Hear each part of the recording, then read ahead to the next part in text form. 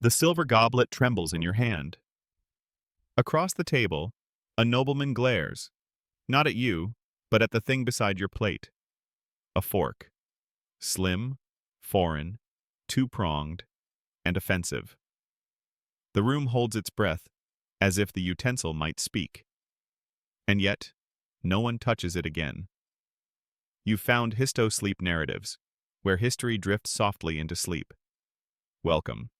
Let's drift together into stories forgotten by time. We release new stories every day, each crafted to slow your breath, quiet your thoughts, and help you find stillness. If you'd like to join this journey again, feel free to subscribe or share with someone who needs rest tonight. Where in the world are you listening from tonight? And what time glows on your clock? So, before you lie down and truly relax, take a moment to like the video and subscribe, but only if you genuinely enjoy what you're hearing. Now, dim the lights, maybe turn on a fan for that soft background hum, and let's ease into tonight's journey together. You are in Elizabethan England. The streets are muddy, the air thick with chimney soot, and the court, dazzling. Queen Elizabeth's realm balances on a blade. Refinement and violence, lace and leeches. There's theater and heresy, chamber music and pox. And on every table, something curious is missing. There are knives, naturally. Spoons, yes. Fingers? Always. But forks? Not here. Not welcome. To your left, a gentleman saws at a joint of beef with a knife the size of a dirk, then uses his thumb and two fingers to lift the steaming cut to his lips. No one flinches. No one frowns. This is normal. Proper. English. Somewhere across Europe, things are different. In Florence, forks are already part of the culture. Slender, elegant tools gracing the tables of aristocrats. In Venice, they glitter beside glassware and gilded plates. But in England, they are whispered about, disapproved of, even condemned. One cleric called them diabolical affectations, too dainty for honest men. A bishop accused them of corrupting the English hand. Others simply found them unnecessary. Why use metal when God gave you fingers? And yet, forks arrive. Smuggled in trunks, gifted by travelers, glinting awkwardly in candlelight. You hold one now, hidden in your lap, unsure whether to lift it or hide it again. Because in this era, the fork is not just foreign, it is suspicious. You walk through a dining hall in a lesser noble's house.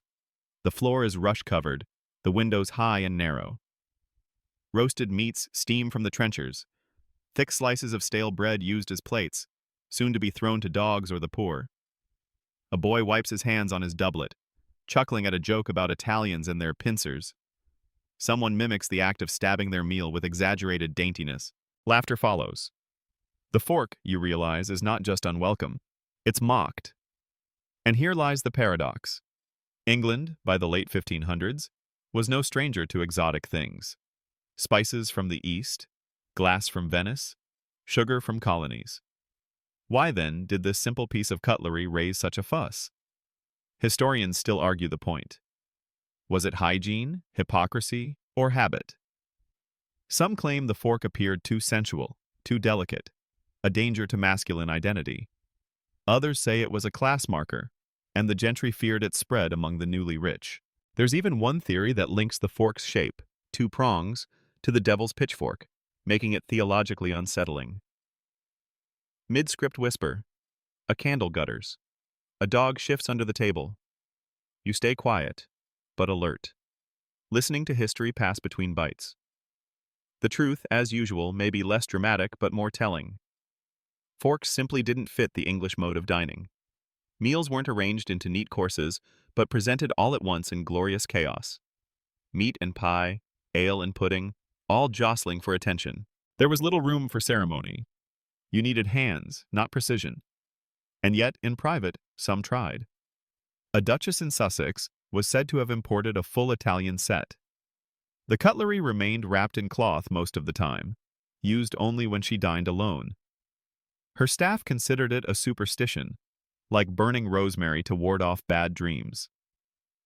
In 1602, a scholar named Thomas Coriat returned from Italy and wrote of using forks with great admiration. His friends mocked him endlessly for it, calling him furcifer, fork-bearer, a name both absurd and cutting. Even today, historians chuckle at how offended Englishmen once were by a piece of metal with two prongs. And yet, it speaks to something deeper. Change, when it arrives at the dinner table, often meets the most resistance.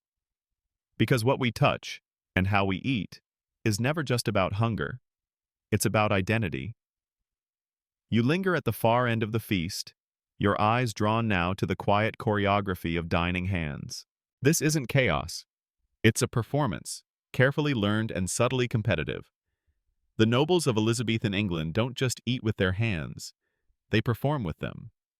Every reach for a slice of boar or wedge of cheese is accompanied by grace and rhythm, as if a misplaced pinky might scandalize the whole affair. You watch as a lady of the court pinches a morsel of lamprey with 3 fingers only, avoiding her thumb entirely, a curious custom said to prevent the transfer of too much heat of the humors. A young gentleman beside her dabs his fingers in rose water before every 3rd bite, convinced it wards off plague and garlic breath. Another tucks a lemon peel in his palm to discreetly freshen the scent of goose fat. The rules, you realize, are everywhere, but never written down. Don't lick all 5 fingers. Don't dip the same bread twice. Don't touch the common salt after eating fruit. These rituals, passed from elder to child, page to squire, create a world where fingers are not just instruments of hunger. They are tools of diplomacy, decorum, and even flirtation. A boy no older than 12 receives a sharp glance from his mother as he uses his whole hand to seize a dripping drumstick. With a sigh and a smirk, she replaces it with a cleaner piece, carefully pressing it between his first 2 fingers and murmuring, "We are not beasts, love. At least not in public." Despite the absence of forks, there's elegance in the mess. Every gesture speaks of class and custom. Even the wiping of hands on embroidered napkins becomes a moment of slow-motion ritual, like a magician concealing a trick. In truth, many in this hall had never even seen a fork. The few who had, ambassadors, sea captains, or those curious scholars who lingered in Venice too long, returned with tales of strange etiquette. They used little spears to pierce their food, one traveler had said with disbelief, as though hunting it again at the table. But among the Elizabethans, such stories are received with either skepticism or quiet delight, depending on who's listening. The older generation scoffs. Next, they'll be telling us to drink water instead of ale. The younger folk, however, seem curious. You notice a young noblewoman pretending to spear a plum with her knife, mimicking the folklore she's only heard about. Still, tradition holds its ground. A member of the Privy Council once reportedly laughed so hard at a French guest using a fork that he spilled an entire pail of gravy onto the Queen's shoe. She merely smiled and removed the shoe without a word. The message was clear. England has its ways and its fingers. There's also the matter of trust. Eating with one's hands is intimate. You feel the texture of the bread, the warmth of the meat, the slick glaze of a tart's filling. A fork adds distance, and some believed it allowed cowards and poisoners to tamper undetected. After all, when your host watches your hand go straight from platter to mouth, there are fewer secrets to hide. You pause beside a group of aging poets, all rosy-cheeked from mead. One murmurs, "A fork? That's like wearing gloves to a lover's touch." They all nod solemnly, then dip their fingers into a bowl of pickled quince as if proving the point. And yet, there's a tension beneath it all, a sense that something is coming, that the fingers, while proud and capable, may not rule the table forever. The edges of this tradition are fraying, just a little, like the hem of a cloak worn too long. In the corner of the hall, unnoticed by most, a servant polishes a curious object behind the pantry door. It's narrow, two-pronged. It glints in the firelight. But that was just one corner of the story. You step away from the raucous warmth of the banquet and into the quieter air of the morning pantry. The table still bears the echoes of last night's feast, breadcrumbs, grease stains, and the ghostly aroma of clove-stuffed apples. But here, where the fire has gone cold and only the low voices of servants remain, The real gossip begins. A cook polishes a silver spoon and mutters under her breath, "Those devil's claws again." You glance down. On a shelf nearby lies a gleaming fork, small, elegant, and oddly menacing in its simplicity. A hush falls as someone reaches toward it, only to recoil at a sharp look from the steward. He wraps it in cloth and tucks it away. "Best we not tempt fate," he says. The fork, though inanimate, seems to stir more unease than any knife or goblet. It is foreign, after all, imported. And in this kingdom still trembling from years of religious tension, foreign is rarely just a neutral word. Whispers follow it like a shadow. The fork, they say, is papist, used by Catholics in Venice to eat candied citrus and whisper blasphemy. Others say it's Persian, used by sultans who never trust their food to the flesh of their fingers. And some, in hushed voices near the chapel wall, claim it's satanic. Two prongs resembling the devil's trident, made to pierce the food God gave us as punishment for pride. You recall a sermon you overheard in Canterbury, where a red-faced preacher slammed his fist against the pulpit, decrying the effeminate forks of Florence. His voice rose like thunder. "The Lord gave us fingers, 10 of them, and yet we tempt his wrath by crafting new ones of silver and arrogance." The crowd, a little confused, still nodded. But was it all about religion? Not entirely. In truth, the fork became a convenient symbol, a tiny lightning rod for England's discomfort with change. The Elizabethan world was one of tight control. The Reformation had left scars, and the nation had spent decades redefining what it meant to be English. Identity was not to be trifled with. And table manners, mundane as they might seem, were sacred rituals of culture. The fork disrupted that. It didn't help that most forks arrived with foreigners. Italian merchants, French diplomats, even Dutch poets who waxed lyrical about the cleanliness of their meals. To the English, these travelers seemed fussy, over-scented, and frankly suspicious.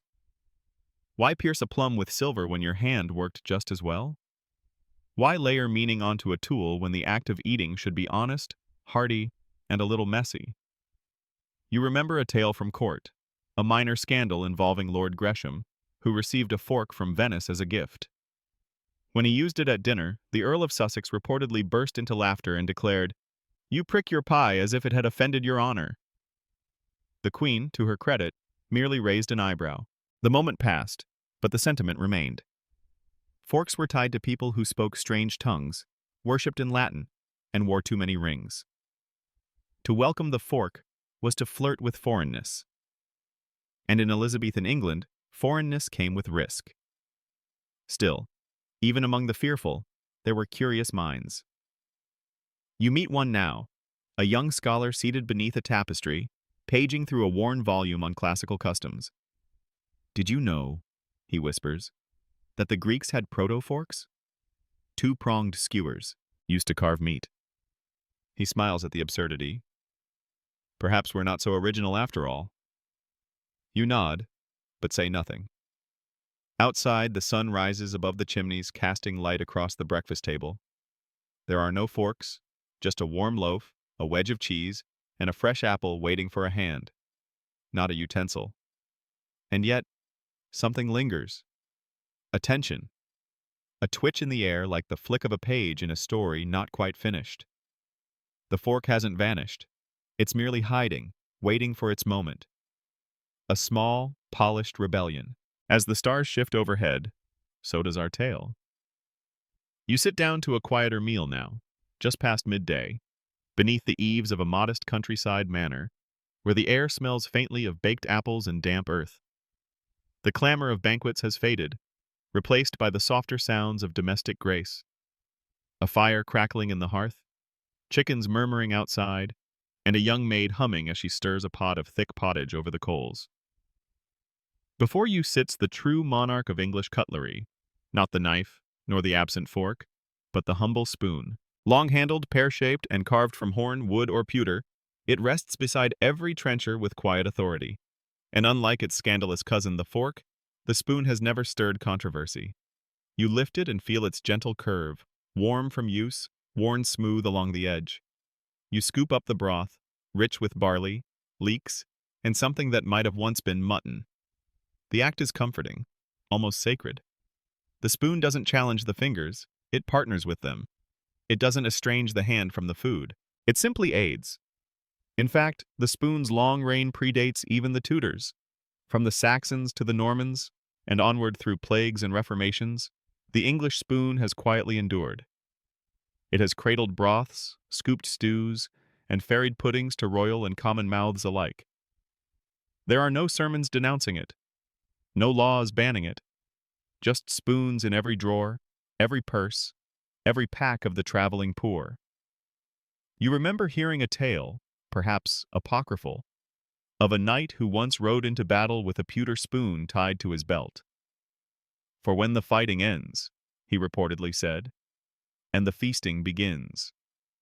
The tale might be fiction, but its truth lies in the sentiment. The spoon is not fashion, it is function. And beyond function, it's a symbol. The giving of a christening spoon, often silver, is a treasured ritual, a sign of welcome, of blessing. The phrase, "born with a silver spoon," has already begun to float through the parlors of the gentry, whispered about those whose privilege spills into even their soup. Meanwhile, you notice that even Queen Elizabeth herself has a favorite spoon, an ornate piece gifted from the Low Countries, decorated with a delicate engraving of her initials and the Tudor rose. She uses it daily for her favorite treat, spiced prune marmalade. And still, no one bats an eye. There's no fear in the spoon, no foreign threat, no association with vanity or heresy. It's the diplomat of dining, the quiet enabler of civility. And in a society that prizes restraint, where everything from speech to gesture is governed by subtle rules, the spoon fits neatly into the English worldview. Still, you notice how it holds the line. It protects the table from the intrusion of its prickly cousin. "Why would we need forks?" a steward once muttered, "when the spoon already does so much without offense?" A fair point, though perhaps one tinged with just a little fear of change, for the spoon has also learned to adapt. In wealthy homes, you now find spoons with deeper bowls, some with handles so finely engraved they rival the goblets beside them. Some whisper that spoons might soon divide their duties, one for broth, one for dessert, one for sauces that need only a dab. It's not madness, it's progress. Quiet, controlled, spoon-shaped progress. But for all their comfort, even spoons cannot hold back the tide forever. One afternoon, while traveling with a merchant caravan toward the southern coast, you stumble across a foreign traveler enjoying a solitary lunch. He holds in his hand something unfamiliar, a narrow two-tined fork, delicate, gleaming, efficient. He twirls it once through a bite of preserved pear and eats without comment. It is unremarkable, but in its unremarkableness lies revolution. You feel it then, a shift. A spoon may soothe, but a fork intrigues. Which brings us to another curious chapter. You find yourself invited to a peculiar gathering, smaller than a court banquet, but far more curious. The guests are scholars, minor nobles, merchants, and the sort of individuals who collect Greek aphorisms, rare herbs, or shoes from Constantinople. The kind who nod knowingly, even when they don't fully understand the joke. The dining room is candlelit, the silver polished, and the centerpiece, ironically, is not the roasted pheasant or the glazed pears. It's a fork. One single, shining fork, placed conspicuously beside the host's trencher. It glows faintly under the waxy light, its two tines like watchful eyes. Guests glance at it nervously, some with a smirk, others with outright disapproval. The host, a portly gentleman with Italian tastes and an unfortunate velvet doublet, waves his hand dramatically and declares, "It is the future of dining." The room freezes. Somewhere, a spoon drops. He lifts the fork and, with delicate precision, stabs a fig. Then slowly, very slowly, raises it to his lips. It is, let's be honest, a bit underwhelming. But the gesture is electric. You overhear the chatter that follows. One man mutters, Looks like a devil's comb. Another says, I saw a man in Milan eat with one once. Had syphilis. A woman nearby chuckles behind her goblet. He eats like a bird pecking seed. Next, he'll be chirping. And yet, beneath the mockery, there is something else. Curiosity, suspicion, even admiration. The fork, while scorned, has entered the room, and now it cannot be unseen. The problem is not that the fork is unfamiliar. It's that it is unsettlingly familiar. It looks too much like something natural, and yet not. Like a finger pretending to be metal. Like a knife with its violence turned inward. It disrupts the tactile dance between hand and meal, replacing flesh with instrument. Worse still, it comes from Italy. At a time when England prided itself on a Protestant identity, anything overtly Italian, Catholic, ornate, suspiciously clean, was seen through narrowed eyes. And the fork was very Italian. Too refined, too polished, too not English. You remember a letter passed among courtiers, describing a fork-wielding guest who required a new napkin after every course. He wiped as though the food had wounded him, the letter said, and dabbed as if to erase the flavor. Even Queen Elizabeth, whose court tolerated many eccentricities, refused the fork. She was known to dine with grace, wearing gloves for messy dishes, and preferring hand-fed bites to any foreign affectation. Let the hand know the food, she was once quoted as saying, else the heart may not follow. Still, the fork's defenders were not silent. A few travelers returned from the continent with glowing reports. More hygienic, they'd say. Hygienic. Less barbaric, they'd add. Some pointed to Persian courts, Byzantine rituals, or the Medici kitchens as proof that the fork was not just a tool, but a symbol of refinement. But these voices were quiet, measured, and mostly mocked. In your dreamlike wandering, you witness a courtier arriving at dinner with his own personal fork, kept in a leather case. He unwraps it as though revealing a relic, carefully aligning it beside his plate. The result? Stares. A cough of laughter. One guest loudly asks if he's expecting to carve a hedgehog, but he eats anyway, quietly, efficiently, and without touching a single thing. When he finishes, he wipes the fork, places it back into its case, and bows without comment. The effect lingers. A seed has been planted. Not in admiration exactly, but in memory. The fork is now part of the story. Ridiculed, yes, but real. Outside, the wind stirs in the hedgerows. You notice a servant slip something shiny into her apron, perhaps out of defiance or fascination. Maybe she'll try it in private. Maybe not. But even laughter cannot undo what's been introduced. You walk away from the evening unsettled, not by the fork itself, but by the way people looked at it, as if it challenged more than just dinner, as if it pricked something deeper than etiquette. You might have guessed what happens next, but it's even stranger than that. You find yourself in the gilded chambers of Whitehall Palace, just as the late afternoon sun turns the tapestries to gold. The court hums with quiet expectation, and every movement feels rehearsed, as if the walls themselves expect good posture. This is not a place for culinary experiments or tableware rebellion. This is the heart of England, and at its center sits a queen who knows exactly what she's doing. Queen Elizabeth I, Gloriana, the Virgin Queen, the monarch who bends Europe with her mind and her manners, is preparing for supper. She enters with calm grandeur, every inch her own portrait. Her gown is stiff with pearls, her collar fans wide enough to catch breezes from Spain. And yet, she moves with precision, not ceremony.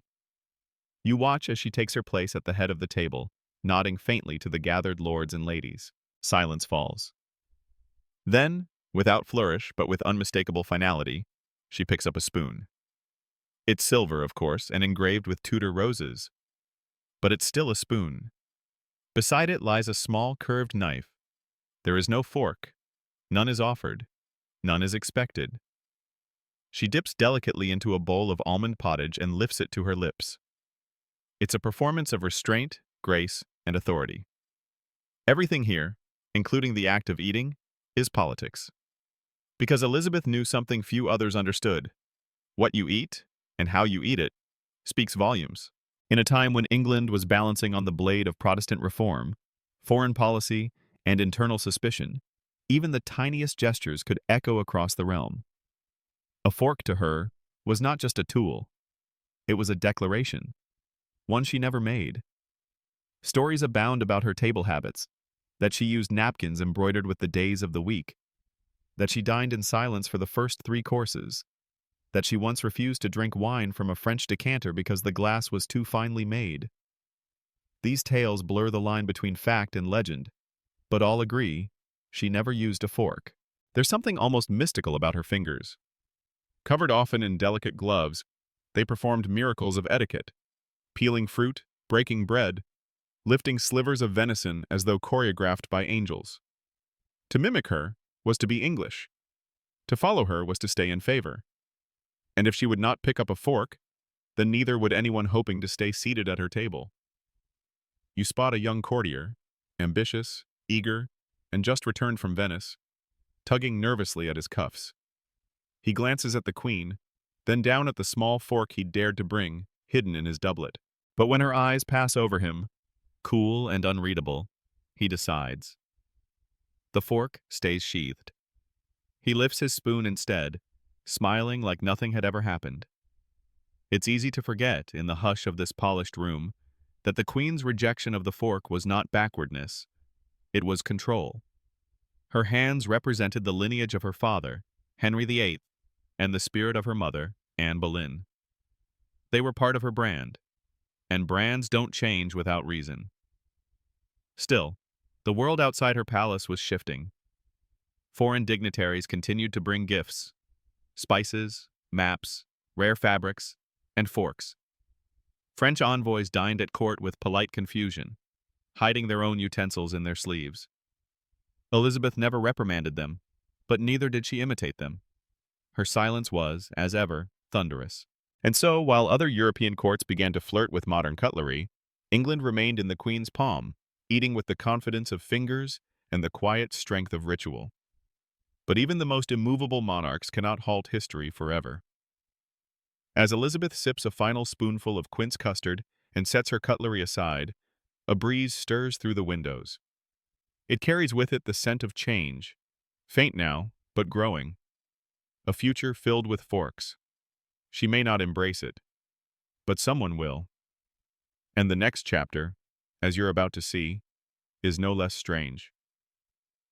You drift now into the stone-cold hush of a country chapel, the sort where sermons echo even when no one speaks. Dust dances in the shafts of morning light, and a thin line of incense wafts upward like a ribbon unspooling toward heaven. You sit at the back, where the pew creaks and the hymnal pages smell of old leather and damp wood. It's Sunday, and the congregation gathers not just to hear the word, but to be warned. The clergyman, bony, severe, and blessed with the kind of stare that could curdle cream, rises slowly to the pulpit. He holds no fork in hand, but he may as well, because this morning the fork is his enemy. His voice cuts through the quiet like a whetted blade. There are those among us, he intones, who would replace the hand God gave them with tools of foreign vanity, tools of silver, tools with tines. Gasps ripple gently through the chapel. A child clutches his mother's shawl. An older man coughs with purpose. You sit still, feeling both the absurdity and the weight of the moment. The fork, that unassuming item of dining convenience, has become the focus of fire and brimstone. The preacher goes on. What pride must a man possess to eat not with what the Lord provided, but with something forged by the arrogant hands of papist goldsmiths?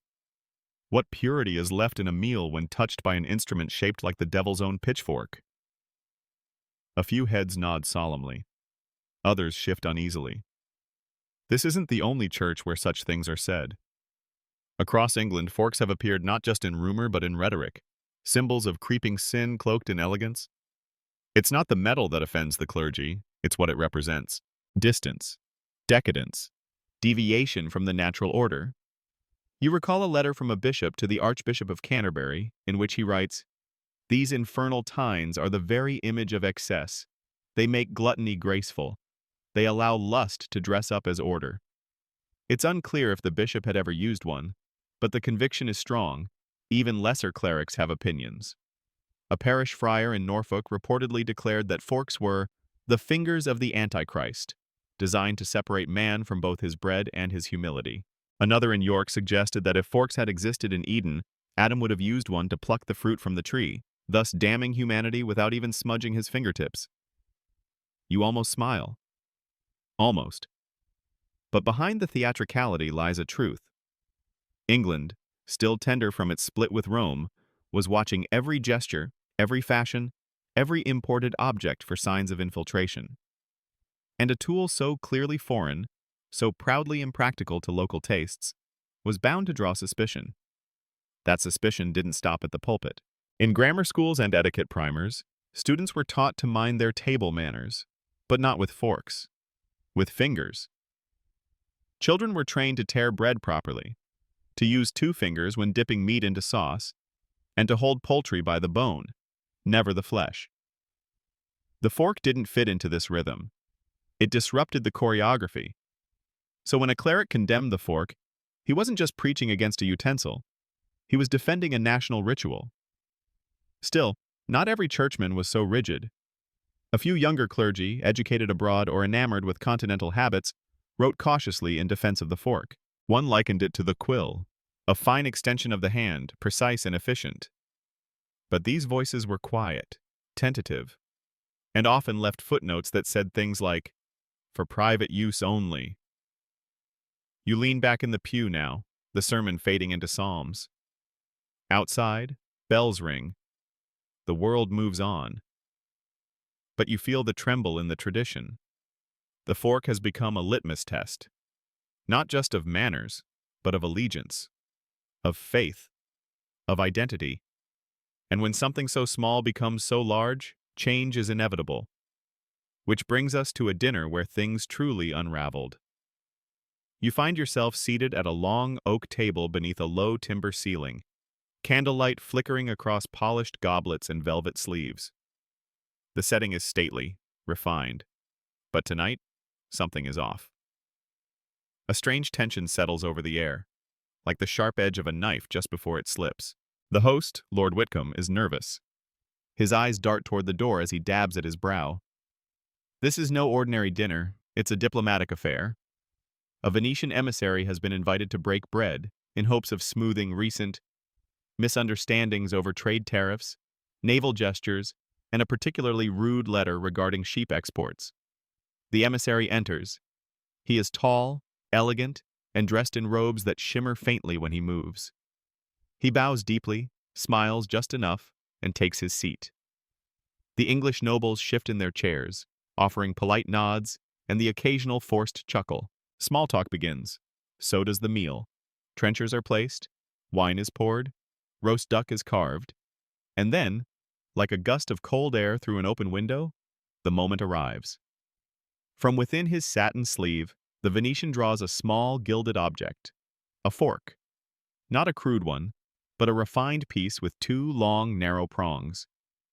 He sets it beside his plate as if it were the most natural act in the world.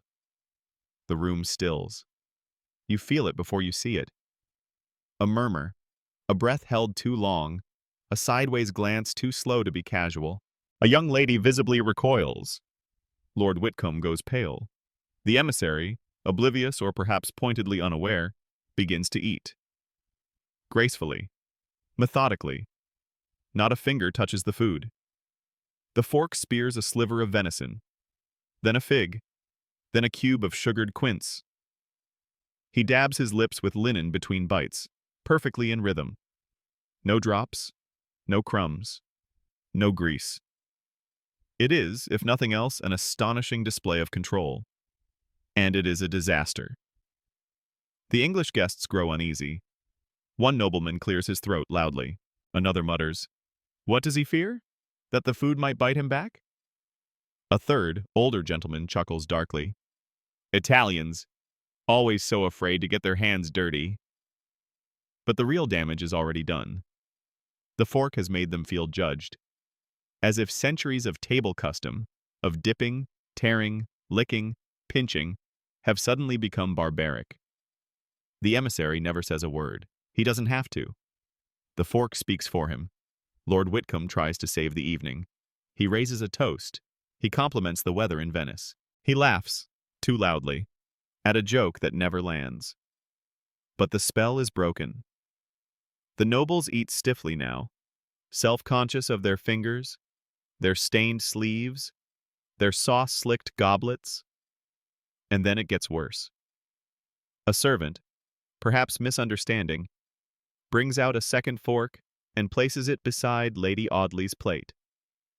She stares at it as if it were a snake.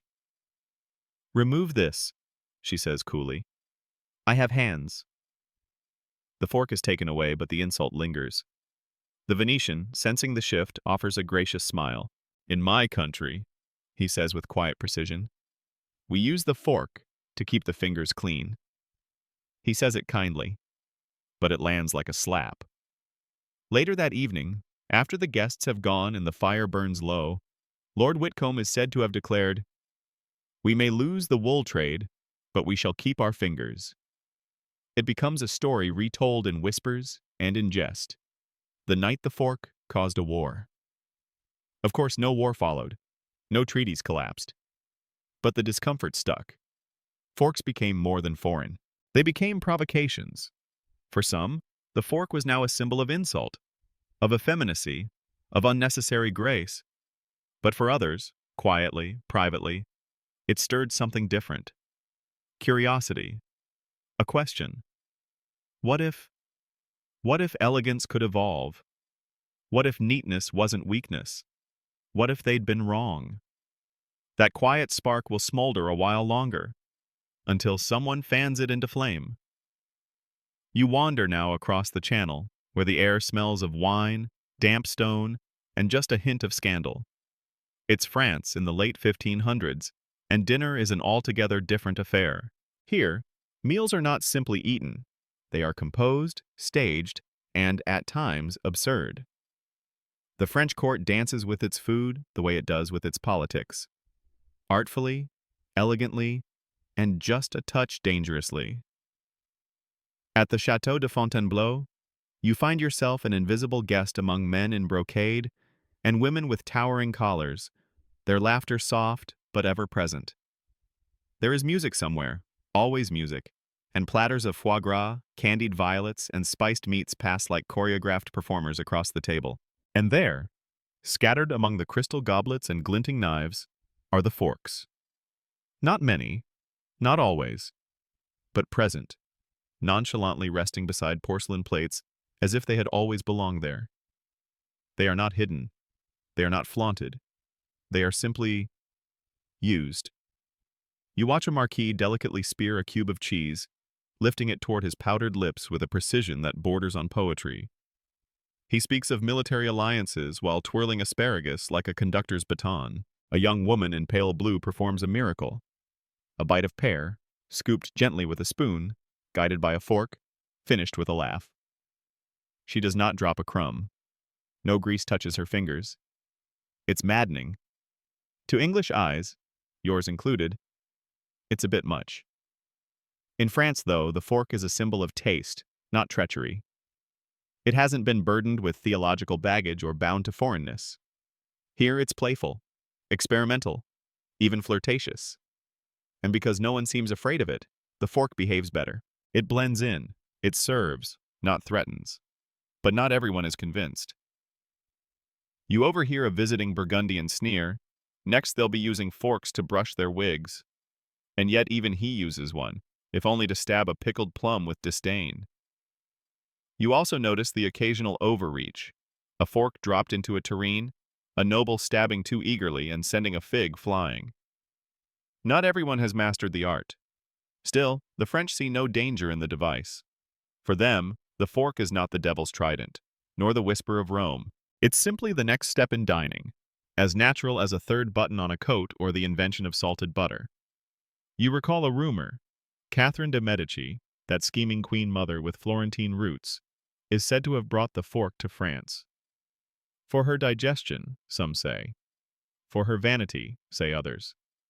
Either way, her influence lingers, and the court, always eager to imitate royalty, has slowly embraced the habit. Across the room, a poet dips a fork into a bowl of cherries and quotes Ovid between bites. You're not sure if it's genius or pretension, but no one seems offended. The fork has found its place. And yet, even here, there is resistance. A few older lords mutter that real men use knives. One archbishop reportedly refused communion from a priest who used a fork at dinner, and more than one duel has begun over insulted dining habits.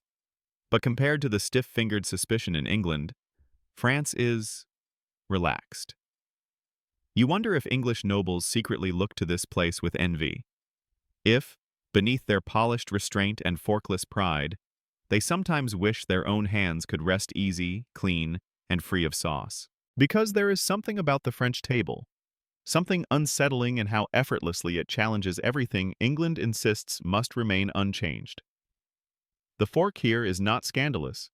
It is whimsical, and that may be even more dangerous. As the stars begin to bloom over the chateau roof, you step out into the garden, where roses nod in the breeze and distant laughter curls through the hedges. You cannot unsee what you've seen. And England, try as it might, will not be able to unsee it either. Which brings us to a darker turn, where hygiene, fear, and survival entwine. The scent of lavender water lingers in the air, but it cannot mask the truth. Something is wrong. You are back in England, but the laughter is gone. The year is 1603, and plague has returned. London's streets are quieter now. No ballads, no marketplaces, just the distant sound of bells tolling for the dead. Curtains hang over windows like mourning veils. Inns are shuttered, and even churches stand half empty, their pews echoing with fear more than faith. And yet, within certain households, life continues, quietly, carefully, and with heightened caution. It is here, in these dark hours, that the fork begins to reappear. Not as a statement of fashion, not as an Italian affectation, but as a shield. You're seated in a modest manner, where dinner is served in silence. A merchant family eats together, father, mother, 2 sons, all washed, gloved, and pale. The meat is sliced and portioned by a single servant, who wears a kerchief soaked in vinegar. No hands touch the food. No bread is passed hand to hand. And beside each trencher lies something unexpected, a fork. At first it seems surreal. This tool, once mocked and feared, now rests beside every plate like a silent sentry. Its silver glints dimly in the candlelight. No one comments on it, no one dares. But everyone uses it. The logic is simple. The less your hands touch what others have touched, the better. Germ theory does not exist yet. Not truly, but observation does. People have noticed that those who eat alone, who dine carefully, seem to fall ill less often. And so the fork, once a symbol of vanity, becomes, almost overnight, a tool of survival. Of course, not everyone adopts it. In poorer homes, fingers still rule, and spoons do the heavy lifting. But among the merchant class, those with enough means to worry, the fork is taking root. You overhear a woman say, "I'd rather look a fool than bury another child." Her fingers tremble slightly as she guides the fork to her lips. Her voice is steady, her eyes are not. In apothecaries and pamphlets, new household rules appear. Boil the linens, they say. Do not share cups. And in one rare pamphlet printed in Norwich, a curious line. Let each man keep his own fork. No citation, no explanation. But it sticks. You walk through the city later that evening, past shuttered bakeries and taverns with red crosses on the doors. The smell of smoke is everywhere. Some say it purifies the air. Some just burn what they cannot clean. And yet, here and there, in homes lit by cautious candlelight, you see forks. Strange, isn't it? How a fear once so rooted in religion now begins to take new shape in the language of health. What once was heresy is now hygiene. What once was indulgence becomes precaution. Still, the fork is not fully accepted. Rumors persist. Some say forks pierce the soul as well as the meat. Others claim they bring bad luck if used during a waxing moon. One pamphlet even blames forks for drawing plague through metal conduction, though it offers no solution except return to bread. But those who have tried it, those who've watched others fall ill and stayed upright, keep using it. Quietly, respectfully, and always with a glance to see who else is watching. It is in these moments you realize that real change happens, not with declarations or royal decrees, but with small gestures, quiet compromises, a trembling hand choosing metal over flesh. By the end of the season, some households own forks and speak of them without shame. A few tailors even begin stitching cases for them, embroidered with initials and lined with silk. Not fashionable, not yet, but no longer forbidden. The fork, once a symbol of foreignness and arrogance, now clings to survival like a barnacle to the hull of a ship. It has no poetry. It seeks no praise. It merely works. And it is this slow, pragmatic acceptance, not banquets, not rebellions, that will carry the fork forward. As the stars shift overhead, so does our tale. You find yourself in a quiet study, its shelves lined with leather-bound volumes and the faint scent of ink and dried rose petals clinging to the air. A fire crackles softly in the hearth, and a window lets in pale morning light that spills across an open book. The English Gentleman's Table Manners, printed 1609. A boy, perhaps 11, sits stiff-backed in a chair too large for him. His hands are clean, his collar starched, and his brow furrowed in mild frustration. Before him lies a trencher of bread and a piece of cold meat. In his right hand, a spoon. In his left, a fork. His tutor stands behind him like a ghost of disappointment, arms folded. Again, the tutor sighs. This time, without the absurdity. The boy stares at the fork as if it were an insect that might sting. With practiced resignation, he sets it aside and lifts the meat with his fingers, careful not to touch the sauces around the edge. The tutor nods. Very good. And remember, a gentleman never stabs his supper. You glance back at the open book on the desk. The printed text reads, "Let not the child pierce or prod his meat as if it were unruly. The knife is for portioning, the fingers for possession. Foreign devices, such as forks or tridents, shall not be encouraged at the table, lest pride enter the belly." It's not the only manual that says so. From London to York, a generation of etiquette writers codified what the hand had long known. The correct way to eat involved precision, restraint, and fingers. Forks were not merely discouraged, they were excluded entirely from the social blueprint of Englishness. You imagine the confusion of children who, having glimpsed forks on travels or in illustrations of Venetian courts, asked about them, only to be told they were affectations, untrustworthy, or Catholic. To wield a fork, even in jest, was to signal something suspect, a desire to be different, to be elsewhere. In a society where hierarchy and custom formed the bedrock of stability, there was little tolerance for cutlery rebellion. You flip through more pages. One volume includes a chart of proper finger usage. First and second fingers for fruit and soft meats. Third may assist in bread tearing. The thumb must remain mostly clean. There is, curiously, no mention of forks at all. And yet, tucked into the margins of one book, handwritten in faded brown ink, a dissenting voice, "Saw Lord S. dine with a silver fork, neither beast nor French. Perhaps times change." It's just a note, barely legible, likely never meant for public eyes. But it echoes. Because even as etiquette hardened, small cracks appeared. An occasional noble used a fork in private. A clergyman traveling abroad might bring one home, tucked into his prayer book. A widow, fastidious and alone, might keep one hidden in a drawer for pairs. Still, publicly, the manuals held firm. They insisted on the moral virtue of mess, that to feel your food was to respect it, that politeness lay not in tools, but in touch, and that the English table was no place for dainty foreign devices. And so, children were taught to press their fingers into pies without flinching, to break soft cheese with the edge of a knife, to cleanse their hands between courses with scented water, never ashamed of a little gravy. But the fork never gave up.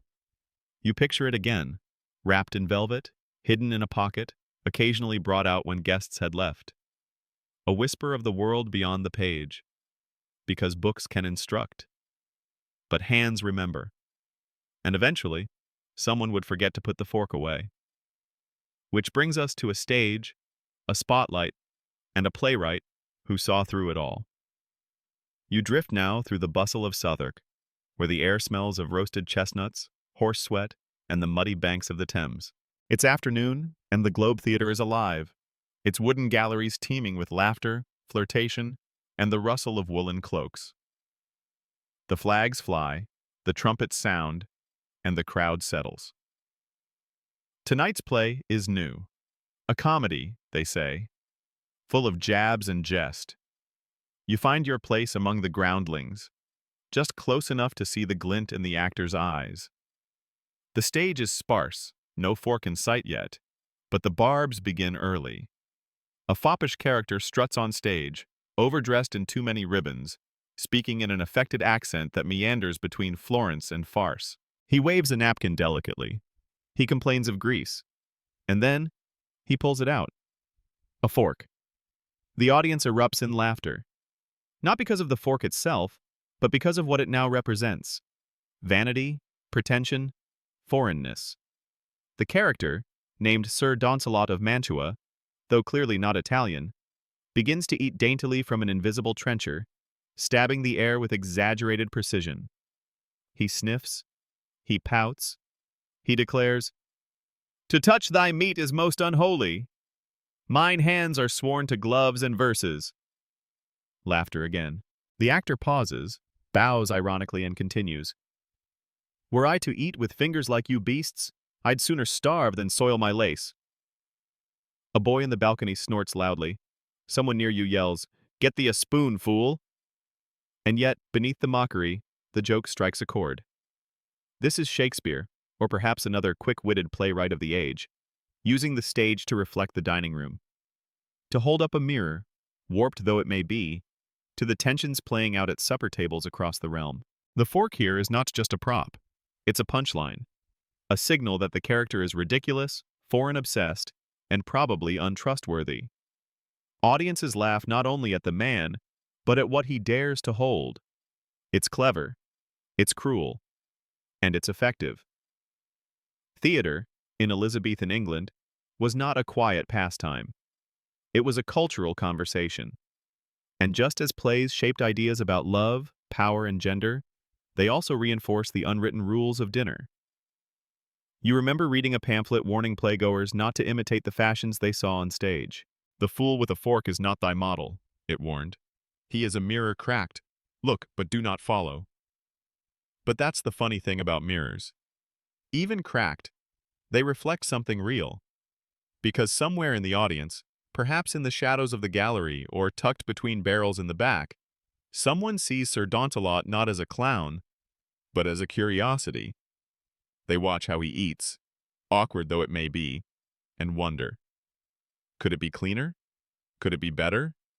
And perhaps weeks later, when no one is looking, they'll find a way to try it. You step out of the globe as the sun dips behind the rooftops, the Thames glistening in twilight. The echo of laughter still rings in your ears, but so does something else. A question. If even the stage dares to play with the idea, however mockingly, is it truly forbidden? For now, the answer is yes. But not forever. Because even as the fork is mocked, it refuses to disappear. And the reasons run deeper than comedy or custom. Which brings us to matters of allegiance, of faith and politics tangled on a plate. You walk now beneath the tall windows of an estate library, where shadows move slowly across globes and tapestries, and the scent of wax, dust, and old parchment fills your lungs. A clerk nearby sharpens a quill. Somewhere above, someone is being watched, because in Elizabethan England, even forks have spies. It sounds absurd, doesn't it? But there is truth here. whispered behind heavy doors.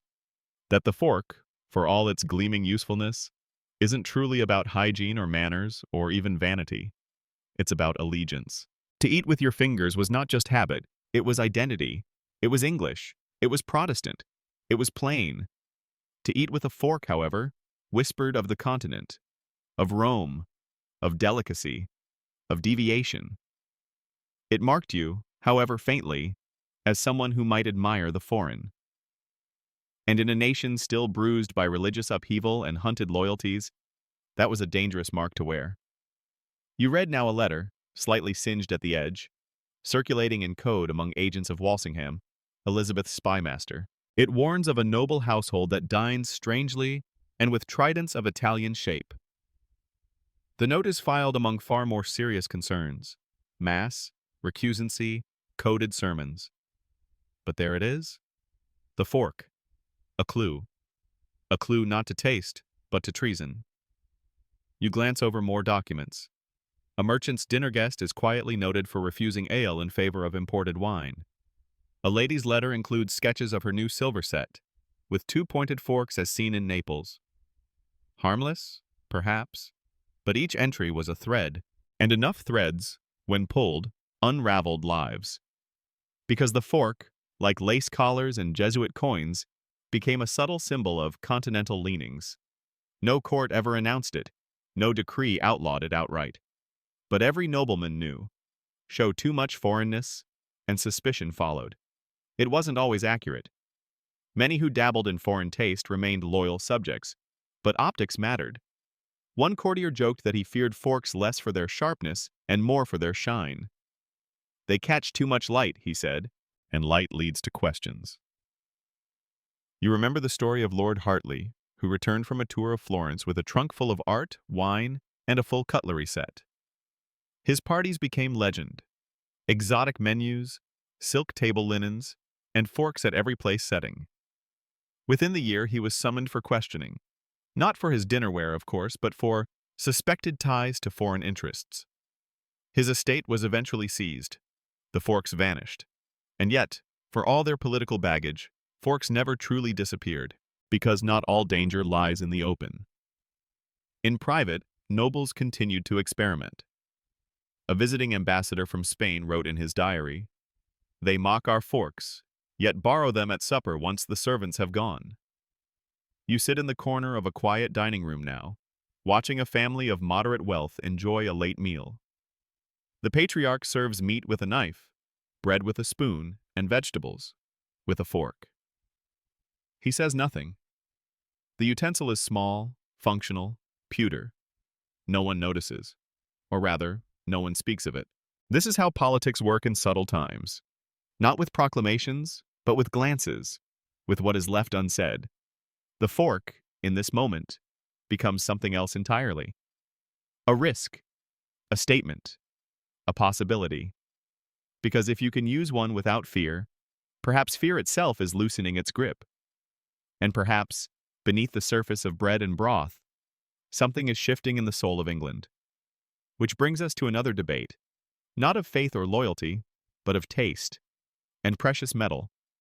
You find yourself now in a merchant's drawing room, far from the palaces and politics of the capital, yet somehow at the center of another kind of storm. The walls are lined with velvet drapes. A modest fire crackles in the hearth. And at the center of a polished oak table, surrounded by men in ruffs and waistcoats, lies a fork. Not just any fork. 2, in fact. One is plain, pewter gray, practical, and undecorated. The other gleams with warmth, solid gold, its tines etched with vines and tiny lions, the sort of detail that whispers, "I was not made for stew." The room is mid-argument. "I'll not put tin in my mouth," declares a portly draper, adjusting his belt. "It tastes of fishmongers and rust." "And I'll not touch a gold fork like a Spanish bridegroom," retorts a spice trader with a narrow mustache. "It's a fork, man, not a chalice." You smile quietly. This isn't a discussion about cutlery. It's about class. As the fork begins to make cautious inroads into English households, those who adopt it must decide. What kind? What style? What message does it send? The wealthy, unsurprisingly, reach for gold. They commission silversmiths to craft forks inlaid with tiny gems, initials, heraldic beasts. For them, the fork is a showpiece, used less for eating than for display. Placed beside plates at the third course, mentioned in letters, tucked into traveling cases for picnics that never touch grass. But the middle class, those rising merchants and professionals, begin to ask different questions. Is there a version of the fork that doesn't insult tradition? One that doesn't glitter so loudly? Hence the pewter fork. It's simple, useful, and quiet. And it creates its own debate. Some say it's tasteless, literally. That food tastes flatter when pricked by tin. Others say it's dignified, modest, English, unpretentious. A fork that speaks plain. You watch now as a tanner holds up the golden fork, peers at it, then sets it down. This, he says, is not for stew. The room nods. Because in England, where roast beef and game pies still rule the table, there's a truth rarely spoken aloud. Practicality wins. A tool must feel like a tool, and if it looks like jewelry, it's met with suspicion. A silversmith at the far end of the room clears his throat. We could make them in brass, or iron, polished bright. Not so noble, not so base. He's ignored. Instead, the gold versus tin debate takes on new life, carried into letters, taverns, pamphlets, even sermons. Gold forks are ridiculed in satirical poems. He dines with a dagger for cheese and a crown for a toothpick. Pewter forks, meanwhile, appear in kitchens across Norwich and Bristol, slowly normalizing the once exotic shape. But beyond metal lies another divide: urban versus rural. In cities, where fashion changes faster and influence travels on wine-stained paper, forks begin to find a foothold, especially in middle-class homes eager to imitate the gentry. In the countryside, however, a fork is still met with suspicion. A farmer in Essex is said to have thrown one into the fire, declaring, "We've plowed this land with our hands, why not our meat?" And yet, even in the shires, a quiet change stirs. You visit a modest farmhouse where a mother unwraps a fork sent by her cousin in London. She doesn't use it yet, but she holds it, feels its weight, places it beside her spoon and just looks. Progress, it seems, is rarely loud. And just as the debate over material simmers, so too does a subtler one, about who uses the fork first. And that leads us to a garden party and a very delicate dilemma. You now find yourself strolling through a manor garden in early summer, where the hedges are cut too perfectly, the roses bloom as if on cue, and the air smells of lemon balm and idle gossip. At the far end, beneath a striped canopy, a small table is set for lunch. It is a private gathering, a test run of sorts, for a new way of eating. At the center of this quiet experiment sits Lady Isabel Fairlie. She is young, unmarried, well-read, and exactly the sort of person society both admires and monitors. Her hair is pinned just so. Her gown is imported. Her reputation, so far, is immaculate. And on this particular afternoon, her footman places before her something far more dangerous than roast duck or chilled custard: a fork. It's small, elegant, made of silver polished to a near mirror shine. Beside it lies a spoon. Across the table, her companion, a foreign-educated cousin recently returned from Calais, waits to see what she'll do. Lady Isabel smiles, but her hand lingers over the utensils longer than necessary. Around them, conversation murmurs like bees, never quite touching the moment. No one says a word about the fork. Everyone sees it. And so the choice is hers. You feel her hesitate. To use the fork would be bold, strange, perhaps scandalous. But to ignore it would be a kind of cowardice, or worse, dullness. She lifts her gaze, catches the eye of a gentleman 2 seats down, a minor poet with political ambitions, and sees the flicker of amusement there. He's watching. They all are. The fork remains where it lies. Instead, she picks up the spoon, slowly, gracefully, and scoops a piece of pickled pear into her mouth with perfect poise. The table relaxes. Her cousin smirks, but says nothing. A scandal has been avoided. Barely. But later, when the meal ends and the guests wander toward the orchard, Lady Isabel remains behind. She lifts the fork gently, turns it in her fingers, and whispers to the empty table, "Next time." Because the dilemma isn't just hers. It belongs to every woman of her class. The fork has begun to appear at female-hosted salons and luncheons, not by decree, but by delicate momentum. It slips into households through curiosity, through flirtation, through the soft subversion of trying something new. And yet, women must navigate the tightest corridors of reputation. Where a man might be forgiven for eccentricity, a lady risks judgment for the smallest deviation. You remember a letter from a dowager aunt to her niece. A woman may read Seneca, wear turquoise, and ride side saddle, but she must not stab her pudding like a Spaniard. And yet, just a few pages later, she adds, "Should the fork come to stay, let it be silver, and let it be yours first." So, forks become secret tokens, passed between sisters, gifted in velvet boxes with no instructions, shared in whispered admissions. I used one, just once. It was marvelous. And sometimes they are used alone, in bedrooms, in gardens, in windowless kitchens after the staff have gone. Lady Isabel is not alone. She joins a quiet sisterhood of early adopters, brave, hesitant, sharp-eyed women who understand that change rarely arrives on horseback. It arrives as a single fork laid beside a familiar spoon, waiting to be picked up by a hand just bold enough to try. And so, you watch her tuck the fork into her reticule with the care of someone hiding a letter from a forbidden suitor. As she stands, her back straight, her steps soft, you realize she has made her decision. It will not be public. Not yet. But it will be hers. Which brings us now to what people see in the fork, not as a utensil, but as a symbol of power, of pride, of duplicity. You walk now through a hall of paintings, long, narrow, and silent, where the air tastes of dust and oil varnish. Portraits line the walls in heavy frames, all sharp collars and stony faces, hands resting on books, swords, and occasionally something stranger. You stop before one painting in particular, a nobleman with an unreadable smile, holding, not a quill nor a glove, but a fork, just barely. It's tucked into the edge of his hand, almost hidden, as though he wasn't quite sure whether to display it or drop it.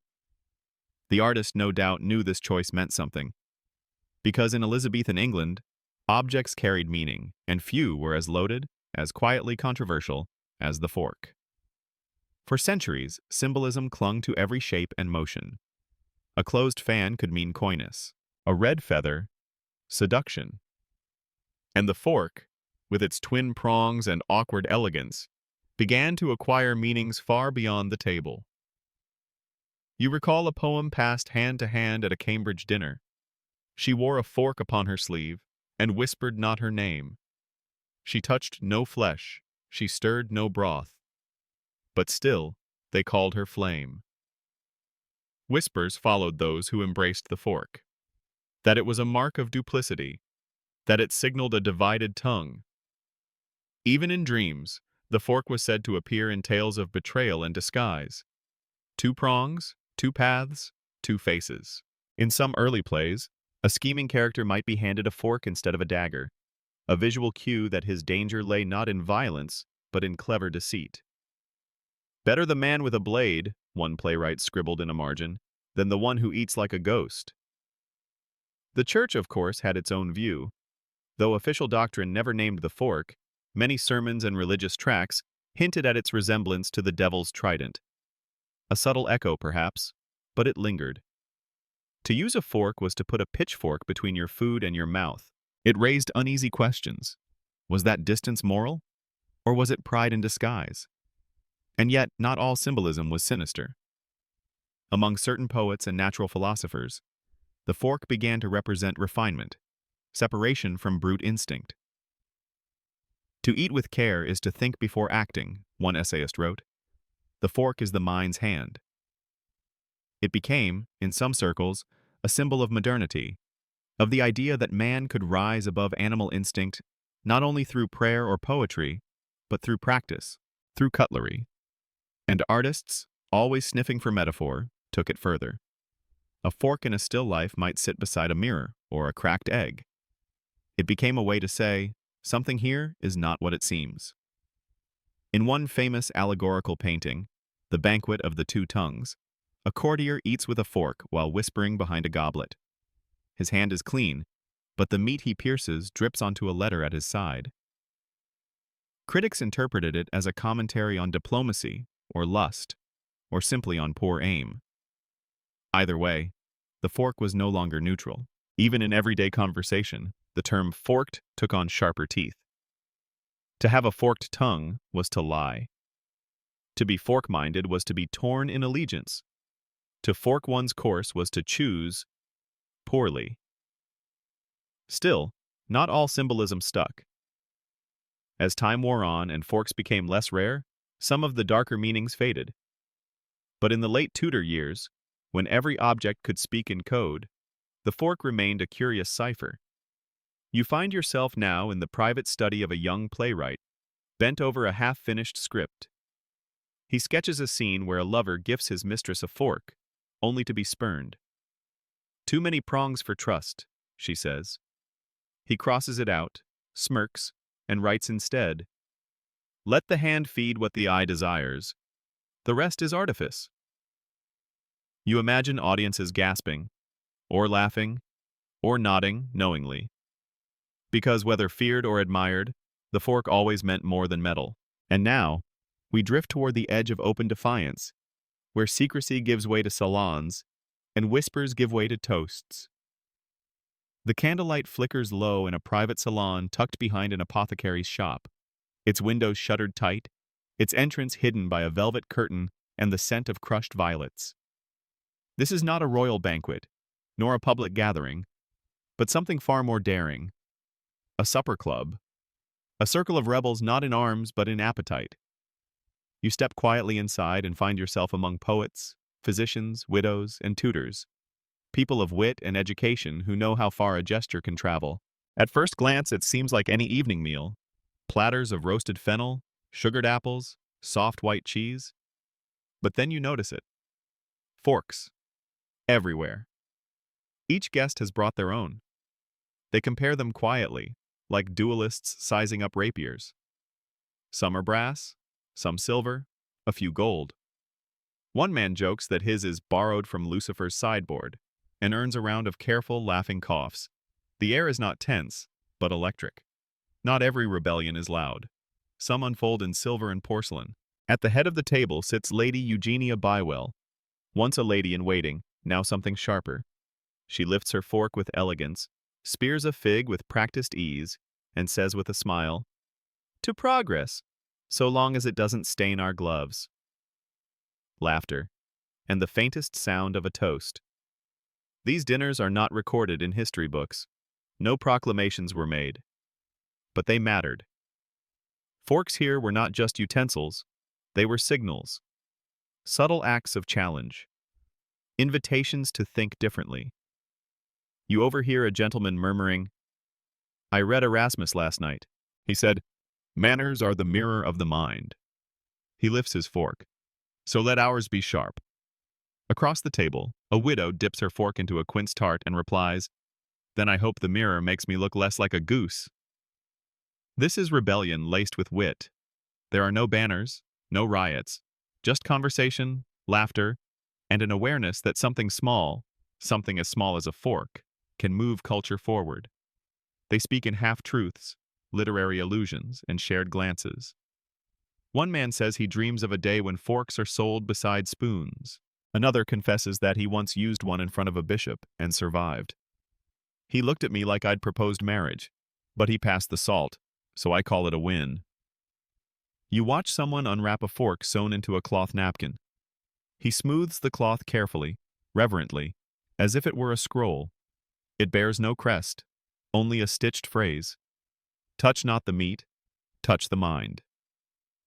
No one comments. Everyone understands. This is the quiet tide of change, not pushed by decree, but pulled by choice. And while such salons remain secret, their influence ripples outward. A young scholar will carry the habit back to Cambridge. A merchant will return to his home with a memory he dares not share, but cannot forget. Not all who gather here are radicals. Some are simply tired of Greece, tired of wiping their fingers on lace, tired of traditions that scold curiosity. And though they may never shout it aloud, they are ready for something different. And slowly, word spreads, in letters between sisters, in footnotes beneath sermons, in the awkward pause when someone new sees their first fork. You return to the street beneath a starless sky. No horns sound. No proclamations are nailed to doors. But something happened, and it cannot be undone. Which brings us to a moment bolder still, when the resistance meets regulation. Now the scene shifts again, from hidden salons and quiet defiance to the gleam of officialdom, where quills scratch on parchment and decisions echo louder than laughter. You're in the chamber of a provincial council hall, somewhere in the Midlands, oak-paneled, fire-warmed, and thick with the scent of wet wool and deliberation. At the long table sit local magistrates, aldermen, a steward or two. They've gathered not to discuss border disputes or grain prices, but something far stranger, a motion regarding cutlery. The steward clears his throat. It has come to our attention, he reads, that certain formal dinners hosted under the authority of this shire have been marred by the presence of foreign instruments at table, specifically, forks. A rustle. A cough. A man in the back mutters, "So we've come to this." But the matter is taken seriously, because forks, once merely a curiosity, have begun to make open appearances. At weddings, at civic feasts, even at the mayor's own Michaelmas banquet, where a visiting tradesman from Flanders reportedly used a fork to eat goose. Goose! The moment caused such discomfort that the mayor's wife fainted, or so she later claimed. Either way, it prompted complaint. Now the proposal is clear. A formal ban on forks at state or civic dinners within the shire. Not in homes, mind you, not in private, just at public ceremonial tables, where manners reflect more than the man. You sit quietly as the debate unfolds. "They're ungodly," one alderman says. "The devil's pitchfork, silver-plated." "No," says another. "Just unnecessary. We've managed centuries without them. Why change?" A younger voice chimes in. "Because some of us are tired of stew under the nails." Silence. But only for a moment. The vote is held, passed, not unanimously, but with confidence. The law is not national, it never makes the royal books. But it's printed in local proclamations and tacked to the door of the Guildhall. No forks shall be presented or used at formal feasts held under municipal authority, lest tradition be dishonored or offense given to guests of proper English standing. It's worded politely, almost gently, but its purpose is clear, to stall the tide, and for a time, it works. You attend a civic supper shortly after. Every trencher is laid with a knife and spoon. No forks. Diners dip, tear, scoop. The mayor chuckles too loudly. The wine is sweeter than usual. Everyone pretends they're not thinking about what's missing. But what laws decree, culture often defies. In private homes, forks continue their quiet rise. Housewives buy them in twos. Students write letters home asking for one of those little stabbers from London. Even some clergy, once so fiercely opposed, begin to speak of practicality in times of illness. The fork becomes less a symbol and more a solution. And slowly, the law becomes something else, a story. One day, a child asks why his mother hides the forks when guests come from town. She tells him about the ban, about the fear, about the night a mayor fainted over a goose. He laughs. So does she. The law remains on paper. But paper, as always, weakens with time. And the next movement is not a law, but a refusal. Subtle, stubborn, and quietly economic. The story now carries you into the back room of a bustling marketplace, half kitchen, half storeroom, filled with crates of saffron, bolts of linen, and the clatter of barrels settling into damp floorboards. You're among merchants now, those middlemen of change who rarely make history books but shape history all the same. It's here, among ledgers and whispered deals, that the fork begins to resist its own extinction, not through protest, but through purchase. Despite local bans and aristocratic eye rolls, demand begins to grow, quietly, persistently. A draper's wife asks for one. A bookseller in Bath sells two alongside a volume of Petrarch. A barber commissions a brass set for medical cleanliness, though he mostly uses them to eat pickled onions. The fork, once mocked, becomes the object no one will admit to wanting, but many begin to own. And so, the merchants adjust. They stop calling them forks. In one shipping manifest you read over a candlelit desk, the term salad spear appears in careful script. In another, table pick. A third uses the phrase continental fruit needle. All ridiculous. All understood. A silversmith confesses to a customer, "Technically, I'm not selling forks. I'm selling curiosity." You smile, because that's exactly what's happening. In the cities, forks are sold discreetly, wrapped in brown paper, or tucked into cases labeled for serving sweets. In the countryside, they arrive under the guise of new cheese tools. No one calls them forks. Everyone knows what they are. You watch as a merchant unpacks a crate from Amsterdam. Inside, 12 pewter forks with thin, blunted tines and handles carved in the shape of vines. He sets them beside a stack of wooden spoons, then places a small placard. Imported novelties, for exotic dining purposes only. A woman buys 3, says therefore her cousin. Her cousin says nothing. Resistance in this case does not mean fire or speeches. It means shrugging off old discomforts, choosing convenience over code, reaching, quietly, for the object that simply makes more sense. Still, reluctance lingers. In certain circles, forks remain taboo. Some households hide them when guests arrive. Others keep them out but never touch them. And a few, holding stubbornly to tradition, refuse entirely, declaring, "We eat with what God gave us." You visit one such home, where dinner is served with formality and pride. The food is rich, the wine flows, and the hands, all 10 fingers, do the work. When asked about forks, the host chuckles. "We don't traffic in foreign prongs. Besides, licking fingers builds character." But you notice the youngest daughter, barely 15, watching closely. Later, she slips into the pantry, opens a drawer, and holds one quietly. She runs her thumb along the edge, not to stab, not to use, just to understand, because resistance is never complete, and reluctance never eternal. Meanwhile, merchants continue their dance, never overt, never loud. They don't advertise. They nudge. They suggest. They supply. And the fork spreads not through revolution, but through routine. A doctor recommends it for patients recovering from fever.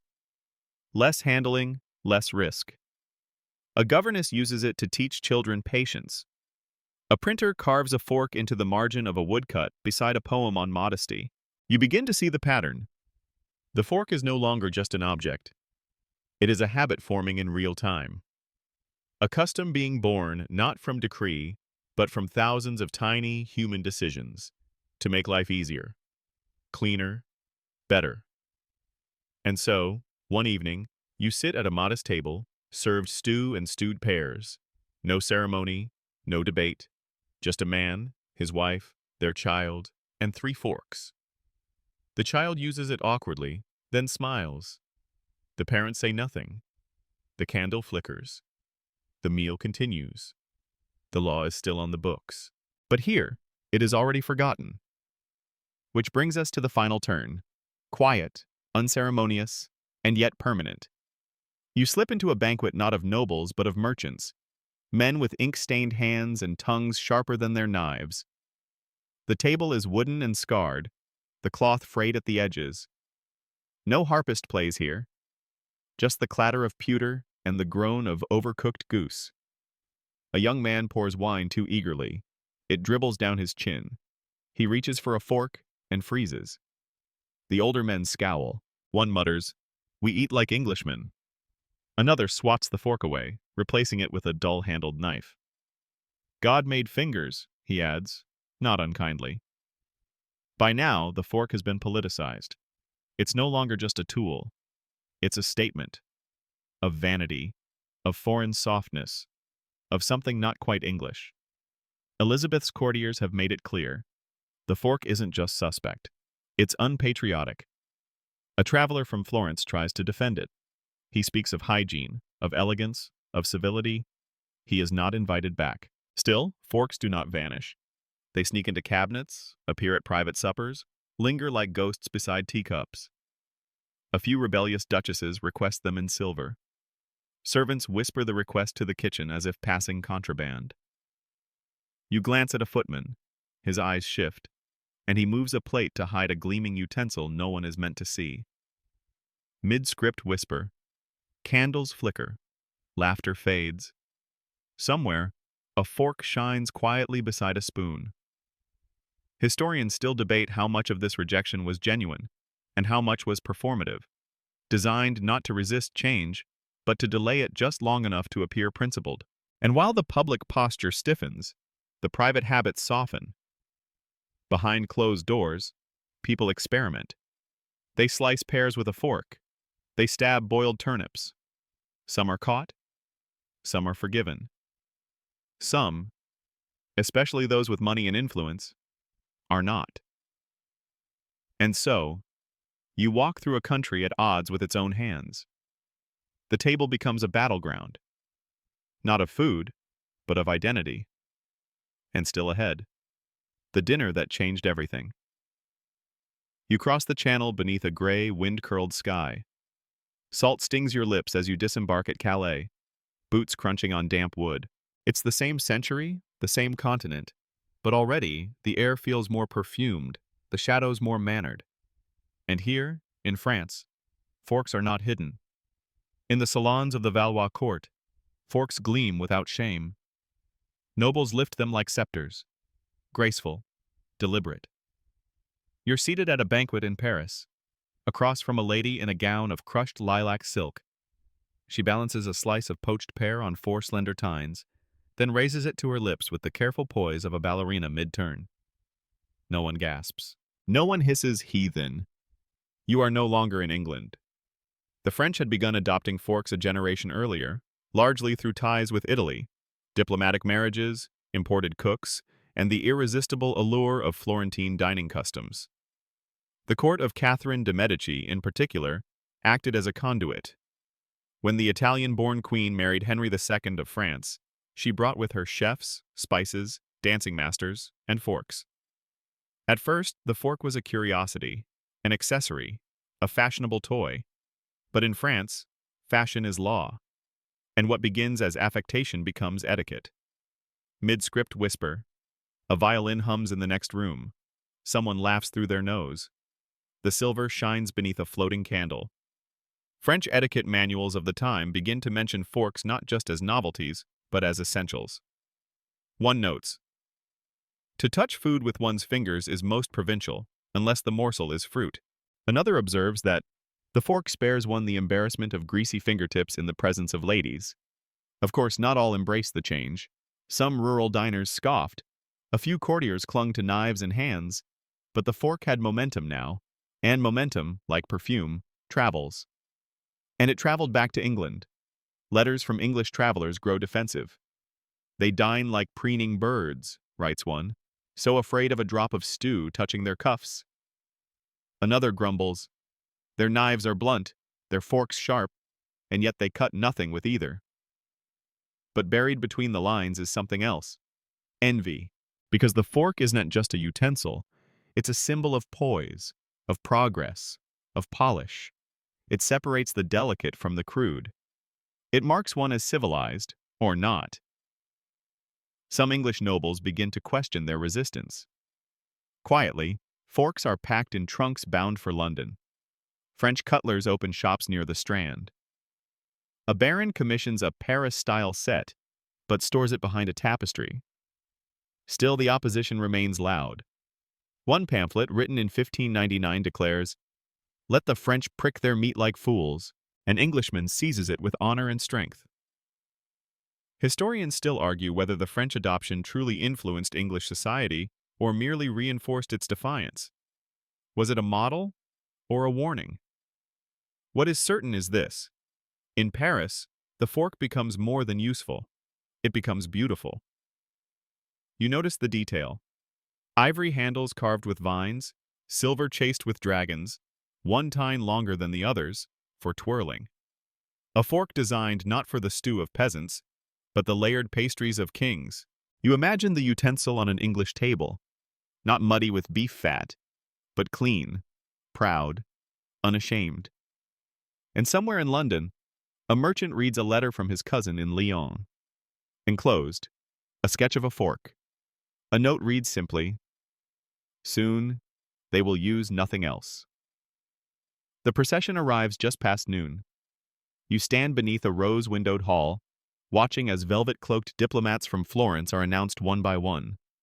Their boots tap across the flagstones like distant drums, and the air smells faintly of lemon oil and new parchment.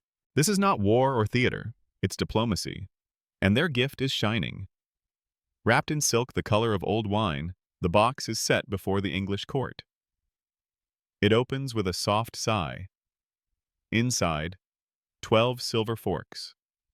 Each is slender and curved, two-pronged with ivory handles, engraved with curling vines. The envoy speaks of refinement, of cleanliness, of European elegance. He calls them tools of civility, symbols of modern dining. The silence in the room is not hostile, but heavy. A noblewoman glances at the queen. A viscount shifts in his seat. Somewhere, a bishop clears his throat. It is not the gift they object to, you sense.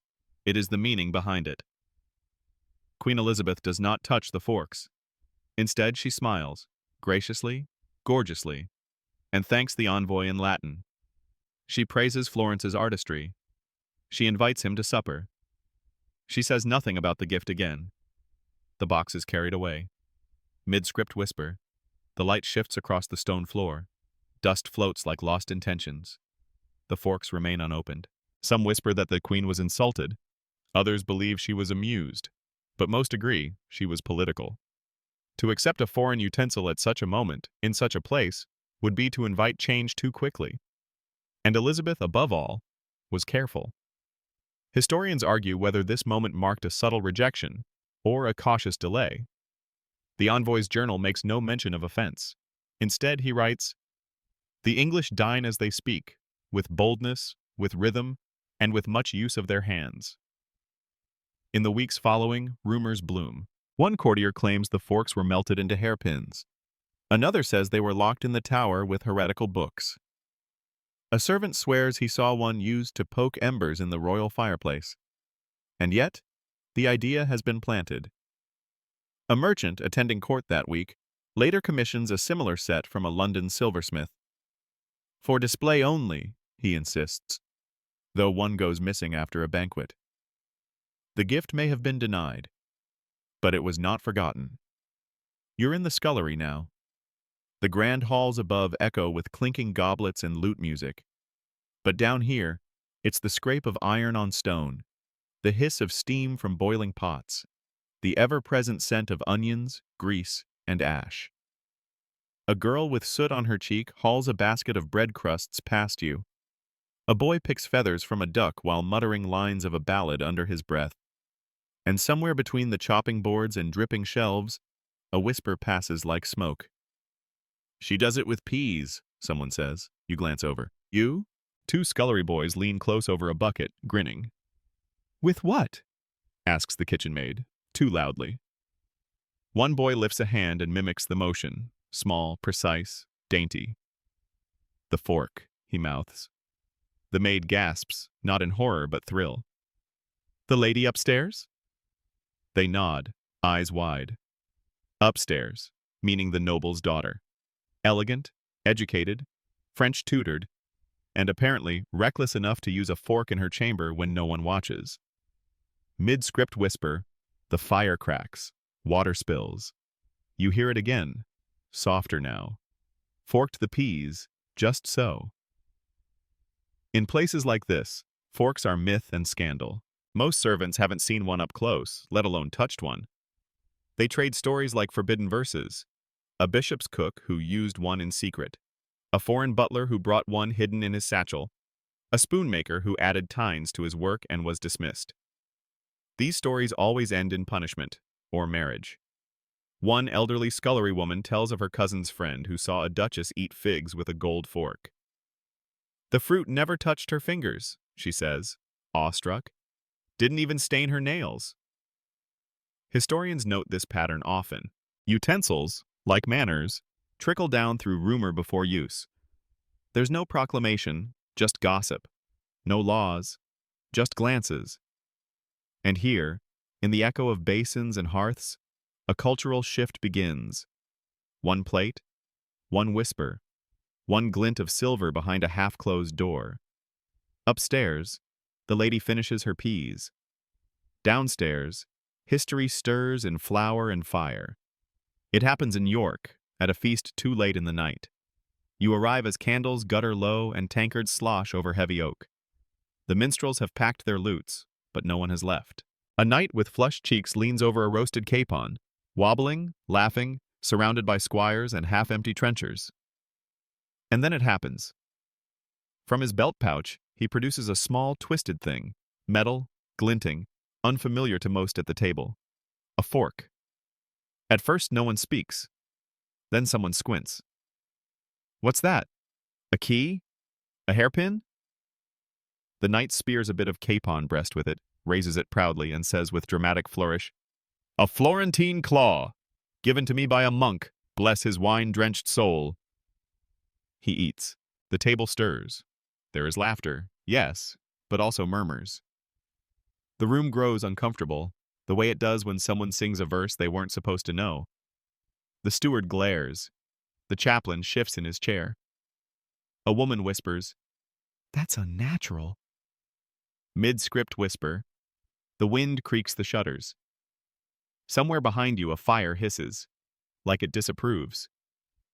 The next morning he denies everything. "I was drunk," he insists. "It wasn't mine." He even blames the devil, half joking, half pale. You know how he tempts pride, with foreign toys and shiny things. The line earns a few uneasy chuckles, but the damage is done. He isn't disowned, of course, but invitations dry up. One lord calls him Fork Knight. At another feast, his trencher arrives deliberately late. A small punishment, a whispered signal. Historians note that individual gestures like this, private, theatrical, ill-timed, rarely speed up cultural shifts. But they do mark where the pressure builds. He wasn't punished for using a fork. He was punished for being seen using one at the wrong moment without permission. Forks, in this moment, are still about more than eating. They're about rebellion, about taste, about how tightly England clings to the messy, grease-fingered past, even when metal gleams just within reach. The knight would live many more years, but no one saw him use a fork again. The curtain rises with a squeak. You're standing in a crowded playhouse just off the Thames. The scent of mud and meat pies mingles with sawdust. Behind you, two boys whisper about a bear-baiting match across the river. Ahead, an actor stumbles on stage wearing exaggerated tights, a frilled ruff, and an absurdly long silver fork strapped to his belt like a sword. The crowd erupts in laughter before he even speaks. "Stand back!" he shouts in a mock Italian accent, twirling the utensil. "I dine with daggers." The joke lands. Everyone roars. You've stumbled into a new character on the London stage, the Fork Man. A ridiculous fop with foreign airs, too delicate to touch bread, too proud to eat stew unless he skewers it with continental flair. In puppet shows at the market, he's even more absurd. A small wooden figure with an oversized fork flails across the stage while other puppets jeer. "What? Your hands too clean, Master Dandy?" The children scream with laughter. Mid-script whisper. The stage darkens for a moment. A torch is relit. You hear one line echo. He pricked the pudding, and it pricked him back. This is how England handles discomfort, with humor sharp as a carving knife. Historians note how often public mockery precedes quiet acceptance. What we laugh at, we secretly examine. Forks become symbols on stage, of pretension, of unmanliness, of losing one's Englishness. But something else happens too. After the show, in the tavern, someone says, "You know, I saw a fork once. Looked like that, but smaller." Another replies, "My cousin's master has one. He eats pears with it, like he's spearing ghosts." The laughter masks curiosity.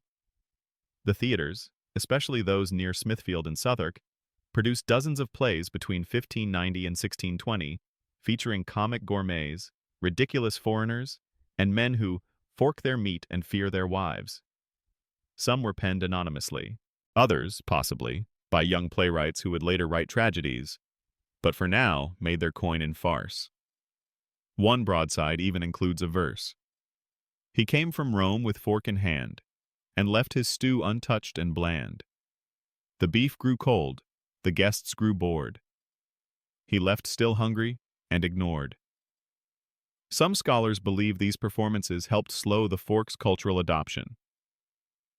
Others argue the opposite, that by making the fork a joke, the English slowly learned to live with it. Either way, in the world of grease-stained stages and powdered wigs, a strange truth takes root. Even ridicule is a kind of rehearsal. You're seated at a long, candlelit table. The hall is borrowed, neither English nor Italian, but somewhere in between, hung with foreign tapestries, warmed by English hearths. Outside, the river murmurs in the dark. Inside, silver gleams and wine flows. This is meant to be a diplomatic meal, a gesture of unity between two cultures.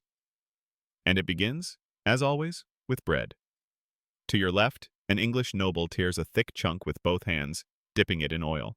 To your right, a Florentine merchant delicately presses his fork into a nest of greens. His movements are careful, practiced, a little too elegant for this room.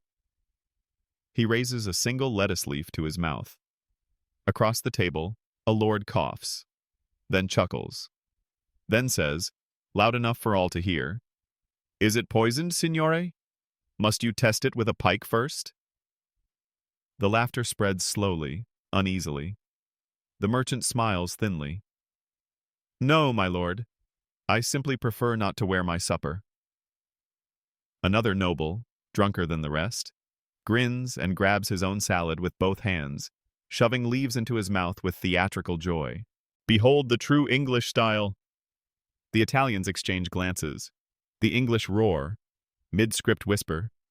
One spoon clatters. A candle guttered. You feel something tighten. Not anger, but distance. What follows is not quite a disaster. No one storms out. No wine is spilled in protest. But the air chills. Jokes turn pointed. The Florentine translator skips words. The dessert is served early, and when the final toasts are raised, they ring hollow. Historians still puzzle over this evening, recorded in letters and half-remembered diaries. One guest calls it a battle of lettuce. Another writes, "The fork caused not a war, but a withdrawal, because the fork here wasn't just a utensil, it was a mirror. The English saw delicacy where they prized strength. The Italians saw dignity where the English saw mockery. In that moment, the fork became a symbol too heavy for its size, a wedge between cultures instead of a bridge." Afterward, the nobleman who hosted the feast wrote privately, "We aimed for harmony. Instead, we exposed contrast." And yet, weeks later, one of the younger English guests orders a set of forks from a Venetian craftsman. He never uses them publicly, but he keeps them. And years later, when his granddaughter sets her wedding table, forks are quietly included. Not because of peace, but because of discomfort remembered. The ocean has narrowed behind you. You stand on the edge of a new world now, Virginia, or what the maps still call the plantation. The land stretches wide, untamed and whispering. Pines tower over muddy plots. Wild turkeys clatter through the brush. The wind smells of smoke and something uncatalogued. Dinner, however, is unmistakably English. In a timber cabin lit by tallow and caution, settlers hunch over trenchers carved from bark. Stew bubbles in an iron pot. Knives flash. Spoons dip. Fingers tear biscuits and wipe grease on sleeves. There is no room for elegance here, only survival. But tucked away, in a locked chest near a captain's bunk, lies a single polished fork. Its presence is almost absurd. Mid-script whisper, a branch snaps outside. A dog growls in its sleep. You hear something metal shift in a drawer. Unused. The fork was brought by a merchant-turned-gentleman, once a minor figure in London's guilds. He hoped the new world would respect old traditions, or start fresh ones, but the colonists mocked it. "Won't work on squirrel," they laughed. "Not with hands that plant and shoot." Still, he keeps it. And once, only once, he uses it, alone. A page in his journal reads, "A peach. Soft, overripe. I lifted it with the fork. It tasted like something from before." Historians debate whether forks were used regularly in early colonies. Records mention knives and spoons, but forks appear only in inventories, never in practice. Some theorize they were seen as a symbol of luxury, unsuitable, almost embarrassing, among those building houses by hand. Yet the idea survives. One settler's wife uses her husband's fork as a hair comb. Another uses it to stir ink. A third melts the handle down to shape a crucifix. And somewhere downriver, in a cabin with no glass windows, a child grows up hearing stories about the tool with teeth. She imagines it like a dragon's jaw, dangerous, magical, forbidden. By the time forks truly arrive in colonial dining, decades later, no one remembers the peach or the man who packed his silver among his salted beef and musket balls. But the fork remembers. It waited quietly, like so many things from home. The corridor is quiet, too quiet. You walk beside the tapestries, their threads catching torchlight like frost. At the end of the hallway, a door stands slightly ajar. Laughter wafts through, soft and familiar. It's not the throne room, not the privy chamber. This is a private supper, one the Queen wasn't meant to attend. And yet, she's here.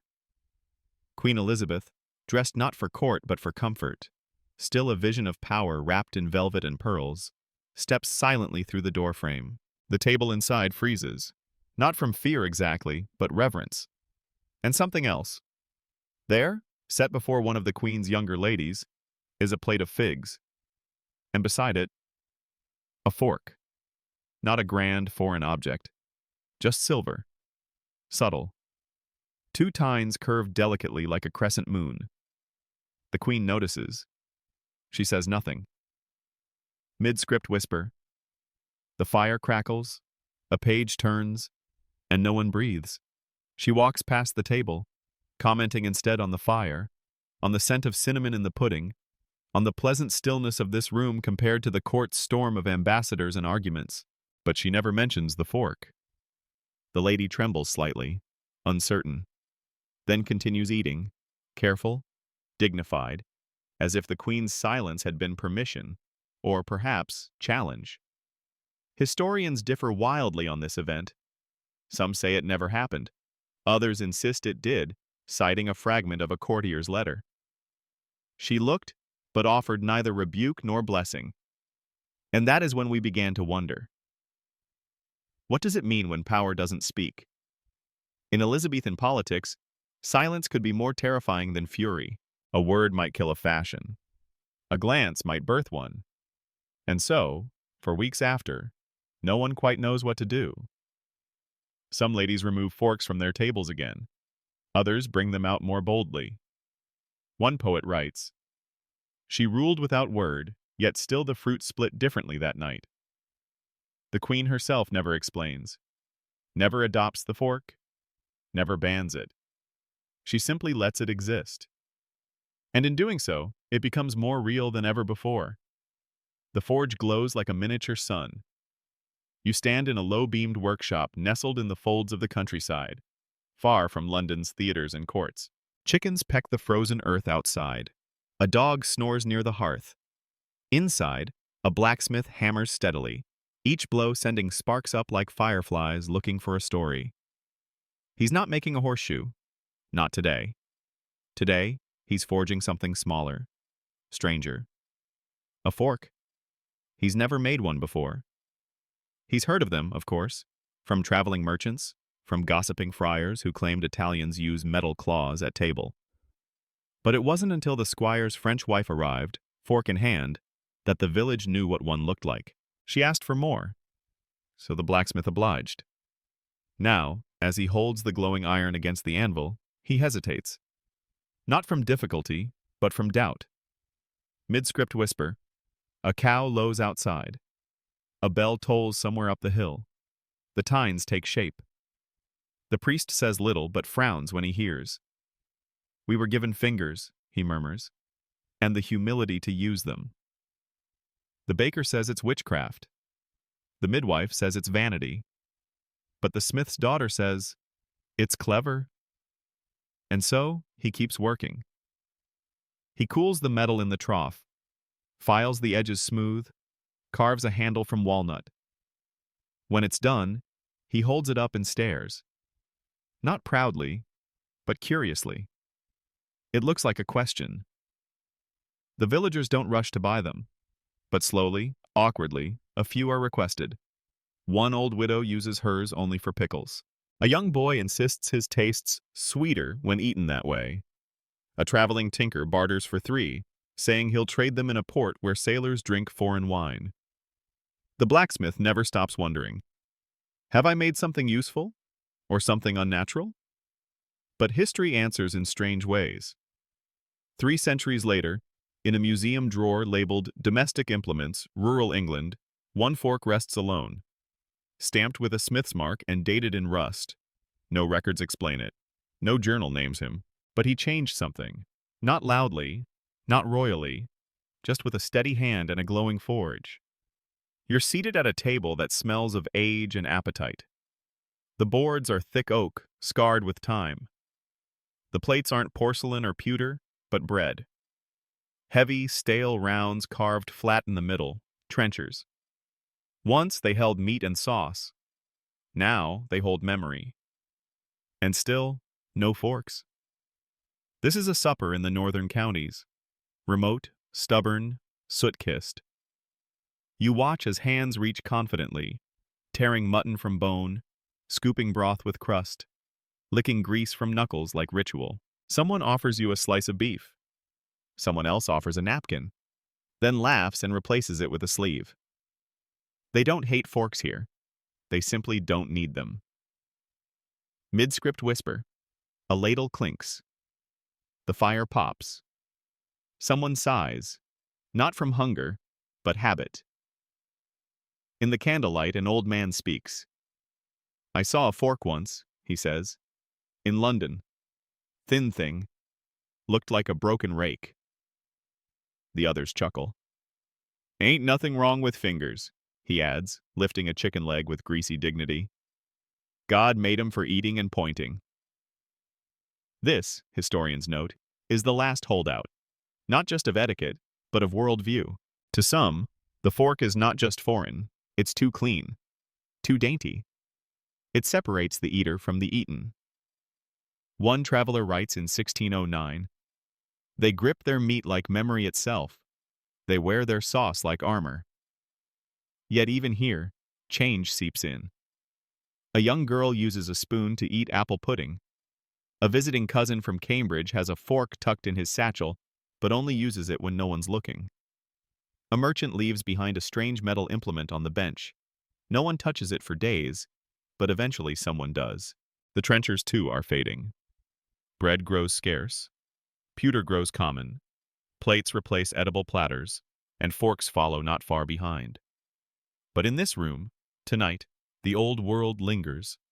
It smells of smoke and fat. It glistens on lips and fingertips. And though the fork waits in drawers and dreams, here, hands still rule. You sit in a study lined with books no one touches anymore. The windows are high and fogged. Dust drapes every corner. Ink stains the desk like bruises left by thought. And in the center, hunched over parchment and memory, is the scholar. His name is lost to time, perhaps a fellow of Oxford, perhaps a gentleman amateur with too much candle and too few friends. But his handwriting is firm, sharp, like a fork. He is writing not of war or monarchy, but of manners, specifically of the fork. Mid-script whisper. Rain taps against the glass. The fire is low. A quill scratches softly, like something trying to surface. I have traced, he writes, the humble fork across courts and kitchens. Its journey speaks of more than meals. It reveals our fear of change, of delicacy, of what is not ours. He catalogues the incidents, the envoy's offering, the knight's shame, the plays, the silence of Elizabeth. He writes them not with scorn, but with something sadder, regret. We mocked what we did not understand, he continues. While other nations adapted, we performed pride instead. We called it strength, but often it was only stubbornness. He notes that by the time England embraced the fork in earnest, well into the 17th century, others had long since integrated it. The French called us brutish. The Italians said we chewed history instead of reading it. We fancied ourselves the last bastion of good sense, he writes. Yet in truth, we arrived late to the table. Historians still debate how much this delay shaped English identity. Did our cuisine resist seasoning as it resisted silver tines? Did our table habits cling too tightly to tradition, at the expense of grace? The scholar doesn't pretend to answer. He only writes, what we deny often returns, less familiar, more forceful. And then, curiously, I eat now with a fork, but sometimes I miss the mess. He places his fork on the napkin, finishes his tea, blows out the candle, and leaves the parchment behind. Centuries later, it's found in an archive, unpublished, unread, but undeniably true. The order is placed in a letter sealed with red wax. No fanfare, no proclamation, just a folded sheet addressed to a silversmith in Norwich. The handwriting is neat, the wording cautious. 12 instruments for the lifting of meats and fruits, to be shaped with tines, not blades, discreetly made. You stand in the shop when it arrives. Dust motes hang in the morning light. The silversmith reads it twice, then sets it aside. He doesn't smile, but he doesn't frown either, just nods. He knows what this is, and what it means. Mid-script whisper. A hammer strikes once. A finch sings beyond the open shutter. You are still listening. The family is wealthy, but not titled. Traders. Not nobility, but no longer common either. They've dined in Venice. They've hosted French guests. Their daughter recently married a man who reads Dutch and dines slowly. They do not plan to flaunt the forks. Just use them. The silversmith begins work. He designs the tines with elegance but restraint. Not gold, silver. Not overly long, balanced. The handles bear no crest, only a gentle swirl, like the path of water on polished stone. When he delivers them, he says nothing of their novelty. Neither does the butler who unwraps them, nor the housekeeper who polishes them, nor the cook who changes her preparations so meat may be lifted, not torn. The family dines. Once. Then again. And by the third night, the forks are no longer a topic. They are simply present, on the table, beside knives and spoons. Familiar now. It's said the youngest son dropped his once and, without hesitation, asked for another. No one gasped. No one called it foreign. Just, here you are. Historians rarely agree on when the first English fork set appeared. Some argue it was earlier, others later. But many cite this moment, a modest commission, a quiet meal, as the symbolic turning point. Because the fork did not arrive with fanfare. It entered softly, lifted a piece of plum, and stayed. The fork no longer asks permission. It simply exists, embedded in the choreography of every meal. You are sitting at a table that could be anywhere. The walls don't speak of rank. The linen is plain, folded but unpressed. A stew simmers softly beside you, its scent earthy and rich. And there, beside the bowl, lies a fork. No commentary, no curiosity, just presence. You pick it up, not because you decide to, but because the moment assumes it. The motion is unconscious, like wiping your hands, like folding a note. The fork has become what historians call a given object, one that no longer enters discussion, like doorknobs, like ink. Mid-script whisper.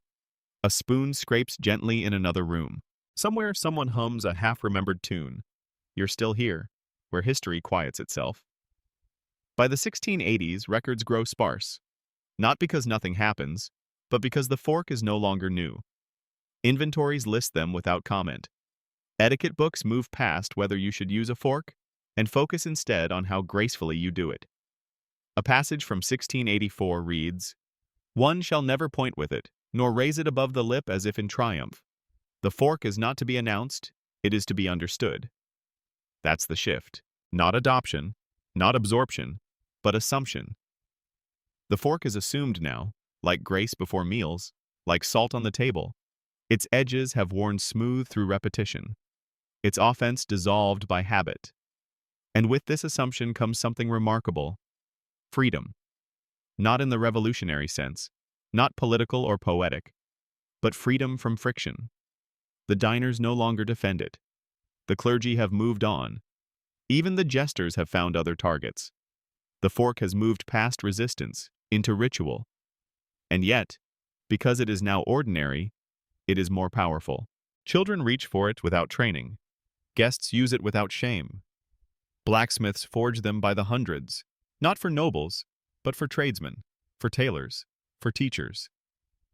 In the shadow of this quiet revolution, dinner becomes choreography. Hands know where to rest.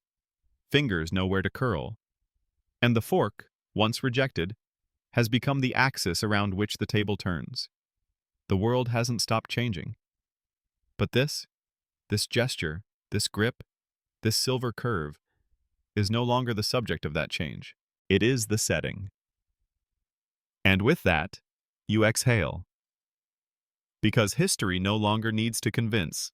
It only needs to continue. During outbreaks, the fork gains strange approval, from fear, not fashion. You're still in England, but the air smells wrong. Gone is the rosemary and roast. In its place, vinegar, lye, the faint sourness of lime-washed walls. The year is 1603, and the queen is dying. But outside the palace, something darker is blooming. Plague. In alleyways, doors are painted with red crosses. Straw burns in gutters.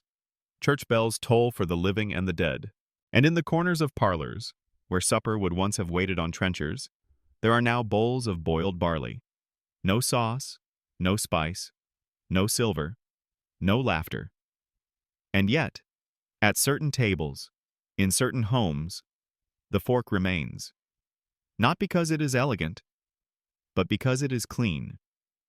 Whispered mid-script cue. The shutters thud once. A breeze slips under the door. You stay still, your hand hovering just above the napkin. Some believe the fork is safer. Less contact, less risk. Others insist it separates holy flesh from human hands.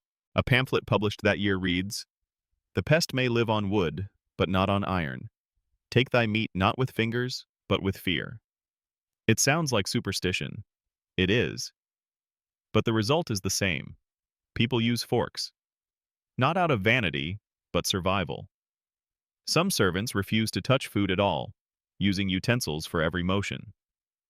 One Puritan preacher declares that God punishes the mouth that grabs.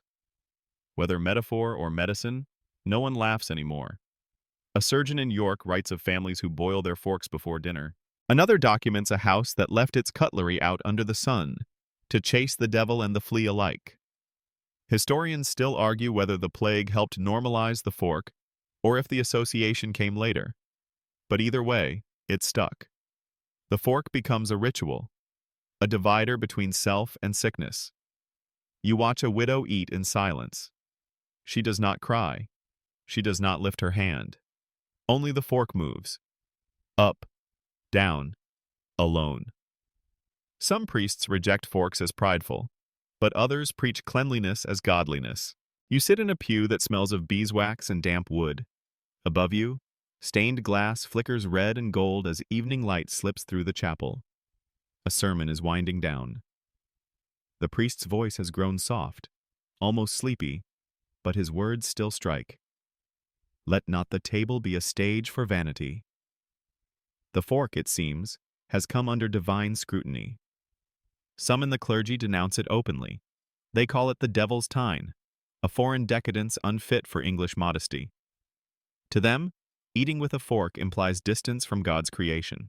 Bread broken by hand is sacred. Beef lifted on tines is showy. You glance around. Some nod. Others frown. But not all churches agree. A new faction of reformers preaches the fork's merits. A clean vessel reflects a clean soul, they say. These voices are quieter, more bookish, often dismissed. But they gain ground, especially in towns where the plague has not quite faded, where memories of infection still linger like mold behind plaster. A curious tension forms. In cathedrals, the fork is heresy. In some chapels, it's hygiene. Mid-script whisper. A hymn ends. The silence hangs. One bird outside continues to sing, alone. A bishop in Exeter bans the fork outright from his household, but in Bath, a vicar commissions pewter sets for his entire family. One monk writes a treatise comparing the fork to the quill, both tools that distance flesh from mess, both born of intellect. You begin to notice it in artwork, too. A triptych painted in 1609 shows the Last Supper. All hands, as expected. Except one disciple, off to the side, holds a curious pronged tool. Scholars still debate whether it was satire, mistake, or secret support. The painting now hangs in a dusty hallway, rarely noticed. But you noticed. And so did others. Dinner scenes in religious households become divided. Some tables still serve trenchers, ripped bread, communal bowls. Others show neat portions, napkins, utensils in place. The shape of grace itself is shifting. Not everyone likes it. One letter preserved in the Lambeth archives reads, "My uncle now prays over forks. It is absurd. We do not need 4 angels of metal to shield our soup." But the sentiment doesn't stop the trend, especially among younger clerics, those educated in cities, familiar with Europe. The fork is less threat, more tool. Still reverent, still moral, but with room for polish. And as the Reformation's second ripples reach the English countryside, so too does the idea that how one eats may matter just as much as what one eats. By the early 1600s, a new generation begins to see the fork not as novelty, but as norm. The child across the table is no older than 7. He doesn't speak much, but you notice the way his fingers hover, just slightly, before choosing the fork over his hands. It's not the choice of a scholar or a noble. It's the choice of someone who doesn't know there was once a choice at all. He has never been scolded for using his fingers. He has never seen his father fling a fork across the room. He simply eats. The motion is clumsy. The peas escape. A meat cube wobbles, rolls, lands in his lap. But still, he picks the fork up again and tries. You are watching a shift not in culture, but in memory. The rebellion is gone. The ridicule is fading. What's left is mimicry. In the kitchens of rising merchants, in the parlors of middling gentry, children see their parents using forks. And children, as always, copy. A 6-year-old girl in Canterbury learns to tuck her napkin and twirl her fork with such seriousness, her mother weeps with pride. "She'll marry well," the woman whispers. Mid-script whisper. A candle sputters. A dog sighs in the next room. You're still here, watching the future eat dinner. In Portsmouth, a 10-year-old writes in his primer, "A fork hath tines of 3 or 4. The teacher marks it with ink and writes no correction. These children will grow up in a world where forks are furniture. Expected. Not because they read a pamphlet or feared the plague, but because they watched and learned." Historians often call this era the embedding, when the fork moved from novelty to norm. There are fewer records, fewer arguments. But archaeologists uncover forks more often now, in houses that once had none. Some made of pewter, some of horn, a few wood-handled. A sign not of wealth, but of adoption. Forks appear in inheritance lists. To my daughter, 6 forks wrapped in linen.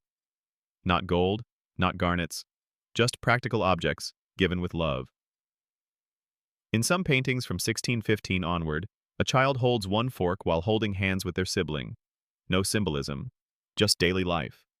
And it's in these images, the small, unstaged ones, that you begin to feel how complete the transformation has become.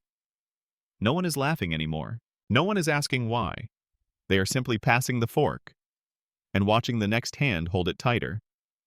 By mid-century, forks are imported en masse, copied locally, and discussed no more. The ledger is dry, almost boring. You run your fingers down the columns, dozens of entries. Flatware, assorted. Utensils, Italian style. 6 dozen forks, Sheffield pattern. No mention of debate, no scribbled notes about scandal or sin, just quantities, just trade. It's the 1650s now. The English Civil War is in uneasy memory, and Cromwell's chill has passed. Restoration. England is busy with theater, science, and overseas goods. Somewhere in all that bustle, forks slide quietly into ubiquity. No trumpet, no toast. They arrive in crates alongside nutmeg, lace, and glass beads. In London's Smithfield Market, a boy hawks spoons and forks from a cart. "French ones, not bent," he shouts. The price is reasonable. The crowd uninterested. Mid-script whisper.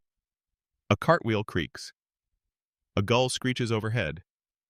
You're still there, in the shadow of a warehouse, watching someone buy 6 forks and a button hook. What was once strange is now sold by weight. And not just imported anymore. Forks are copied. Blacksmiths in Sussex create their own designs, sometimes with crooked prongs or floral stamps. They aren't quite perfect, but they sell. Even poorly made forks are more desirable than greasy fingers. In Coventry, a local craftsman markets his Sunday forks. Thin, bright, a bit brittle. He offers free engraving. Most customers just want initials. It's not rebellion now, it's branding. The elite shift their attention elsewhere, to porcelain, to table linens, to knives with ivory handles. The fork is passé, useful, yes, but no longer an object of distinction. One diary from 1659 complains, "Everyone has them now, even butchers' sons. The thing has lost its charm." But charm was never its purpose. It was function, distance, cleanliness. And once those were achieved, the fork could vanish into habit. Not literally, of course.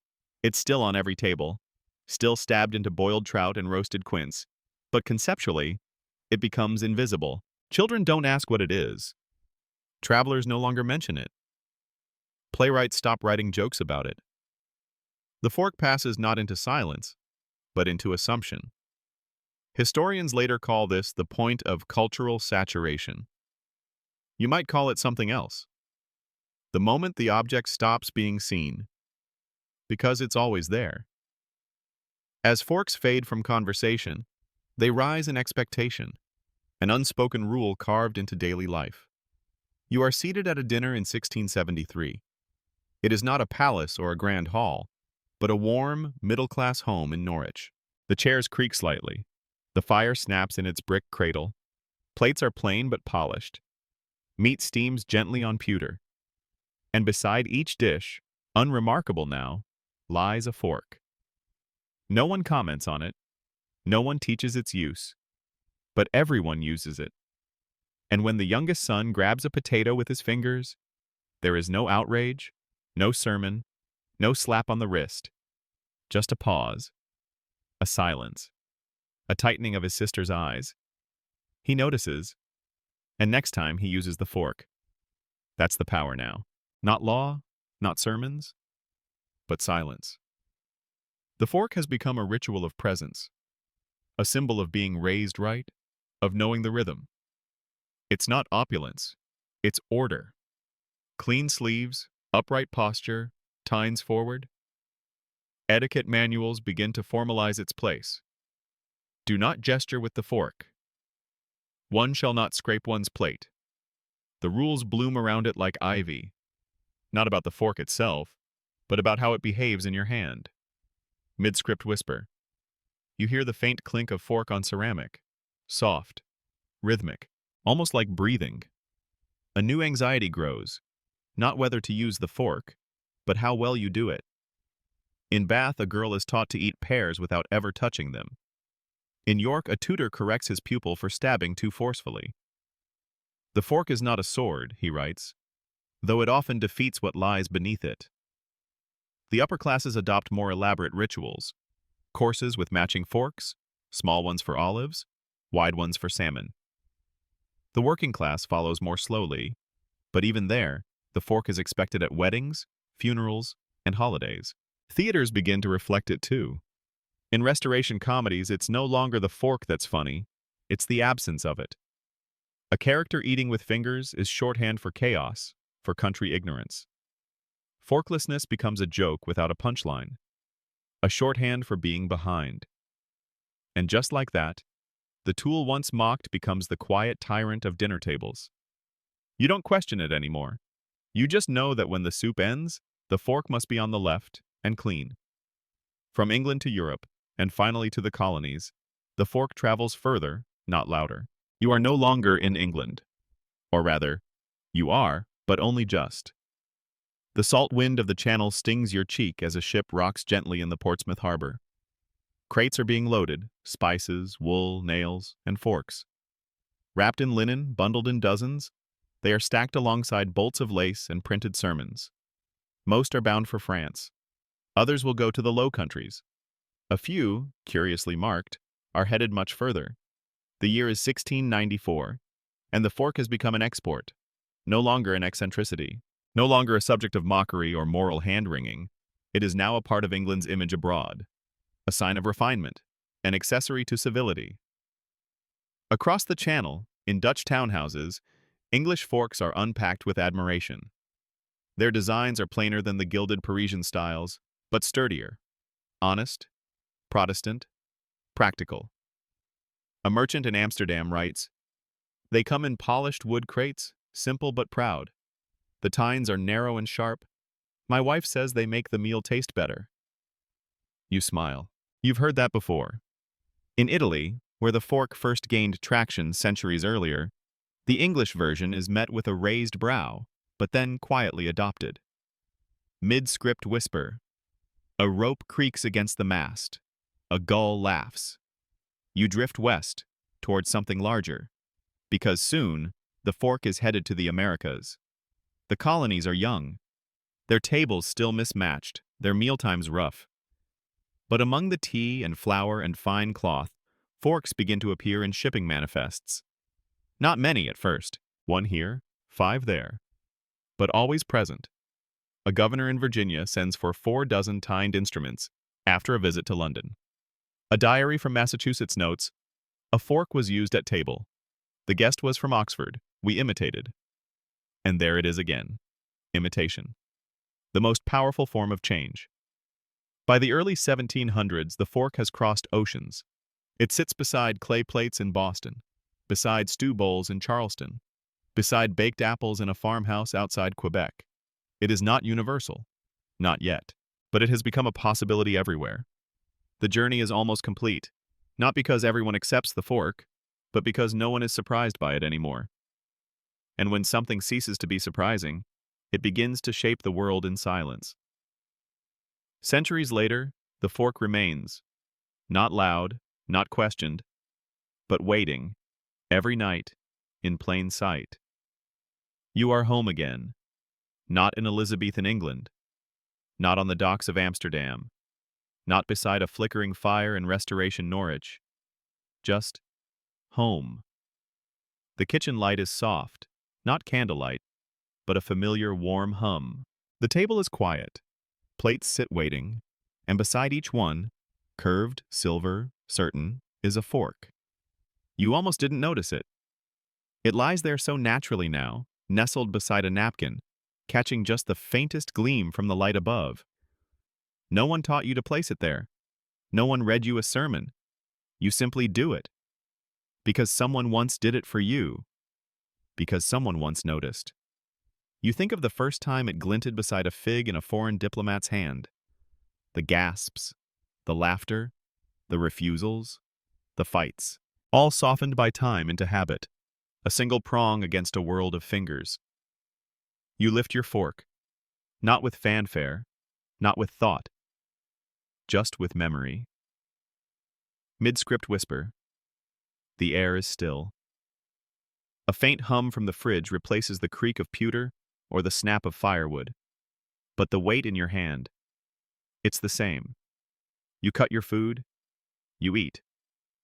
Not because someone made a law, but because this is how it's done. And now, the fork holds more than just food. It holds 1,000 quiet decisions, passed hand to hand, year to year. A rebellion buried in routine, a scandal turned standard, an idea you never had to argue for, because others already did. No monument was built, no holiday marks its arrival. But still, it remains. In silverware drawers, in dishwasher racks, on dinner tables dressed for guests and lunches eaten alone. A monument made of motion, not marble. So you sit, one last time, in the hush of a home filled with echoes. And before you lift the next bite, before the next clink against porcelain, you remember. Even the quietest objects can change the world. Even the smallest tools can carry centuries. And even a fork, plain, familiar, unremarkable, once caused a kingdom to pause. And now, the room is still. The stories have folded themselves shut like linen napkins after supper. The candlelight, real or remembered, has dimmed to a quiet thought at the back of your mind. The fork rests where you left it. A curve of silver, softened by time, made invisible by repetition. So much noise once swirled around it. Scandal, sermons, sarcasm. And yet, it stayed. Through fig-sweet diplomacy, through laughter on muddy trenchers, through sighs after long meals, it stayed. The world spun on. But somewhere, someone kept placing the fork to the left of the plate. And someone noticed. And someone didn't. You do not need to remember all the names, or all the kings, or all the curious rules whispered through centuries of dining halls and kitchens. You only need to remember this. The ordinary things around you were once extraordinary. The tools in your hand once caused kingdoms to hesitate. The smallest gestures can carry the loudest histories. And now, at the edge of sleep, where thought turns to fog and time loosens its grip, you may rest with that knowing. Nothing more is needed. No decree, no ceremony, just the quiet, familiar weight of change, in the shape of a fork. End of script. Sweet dreams.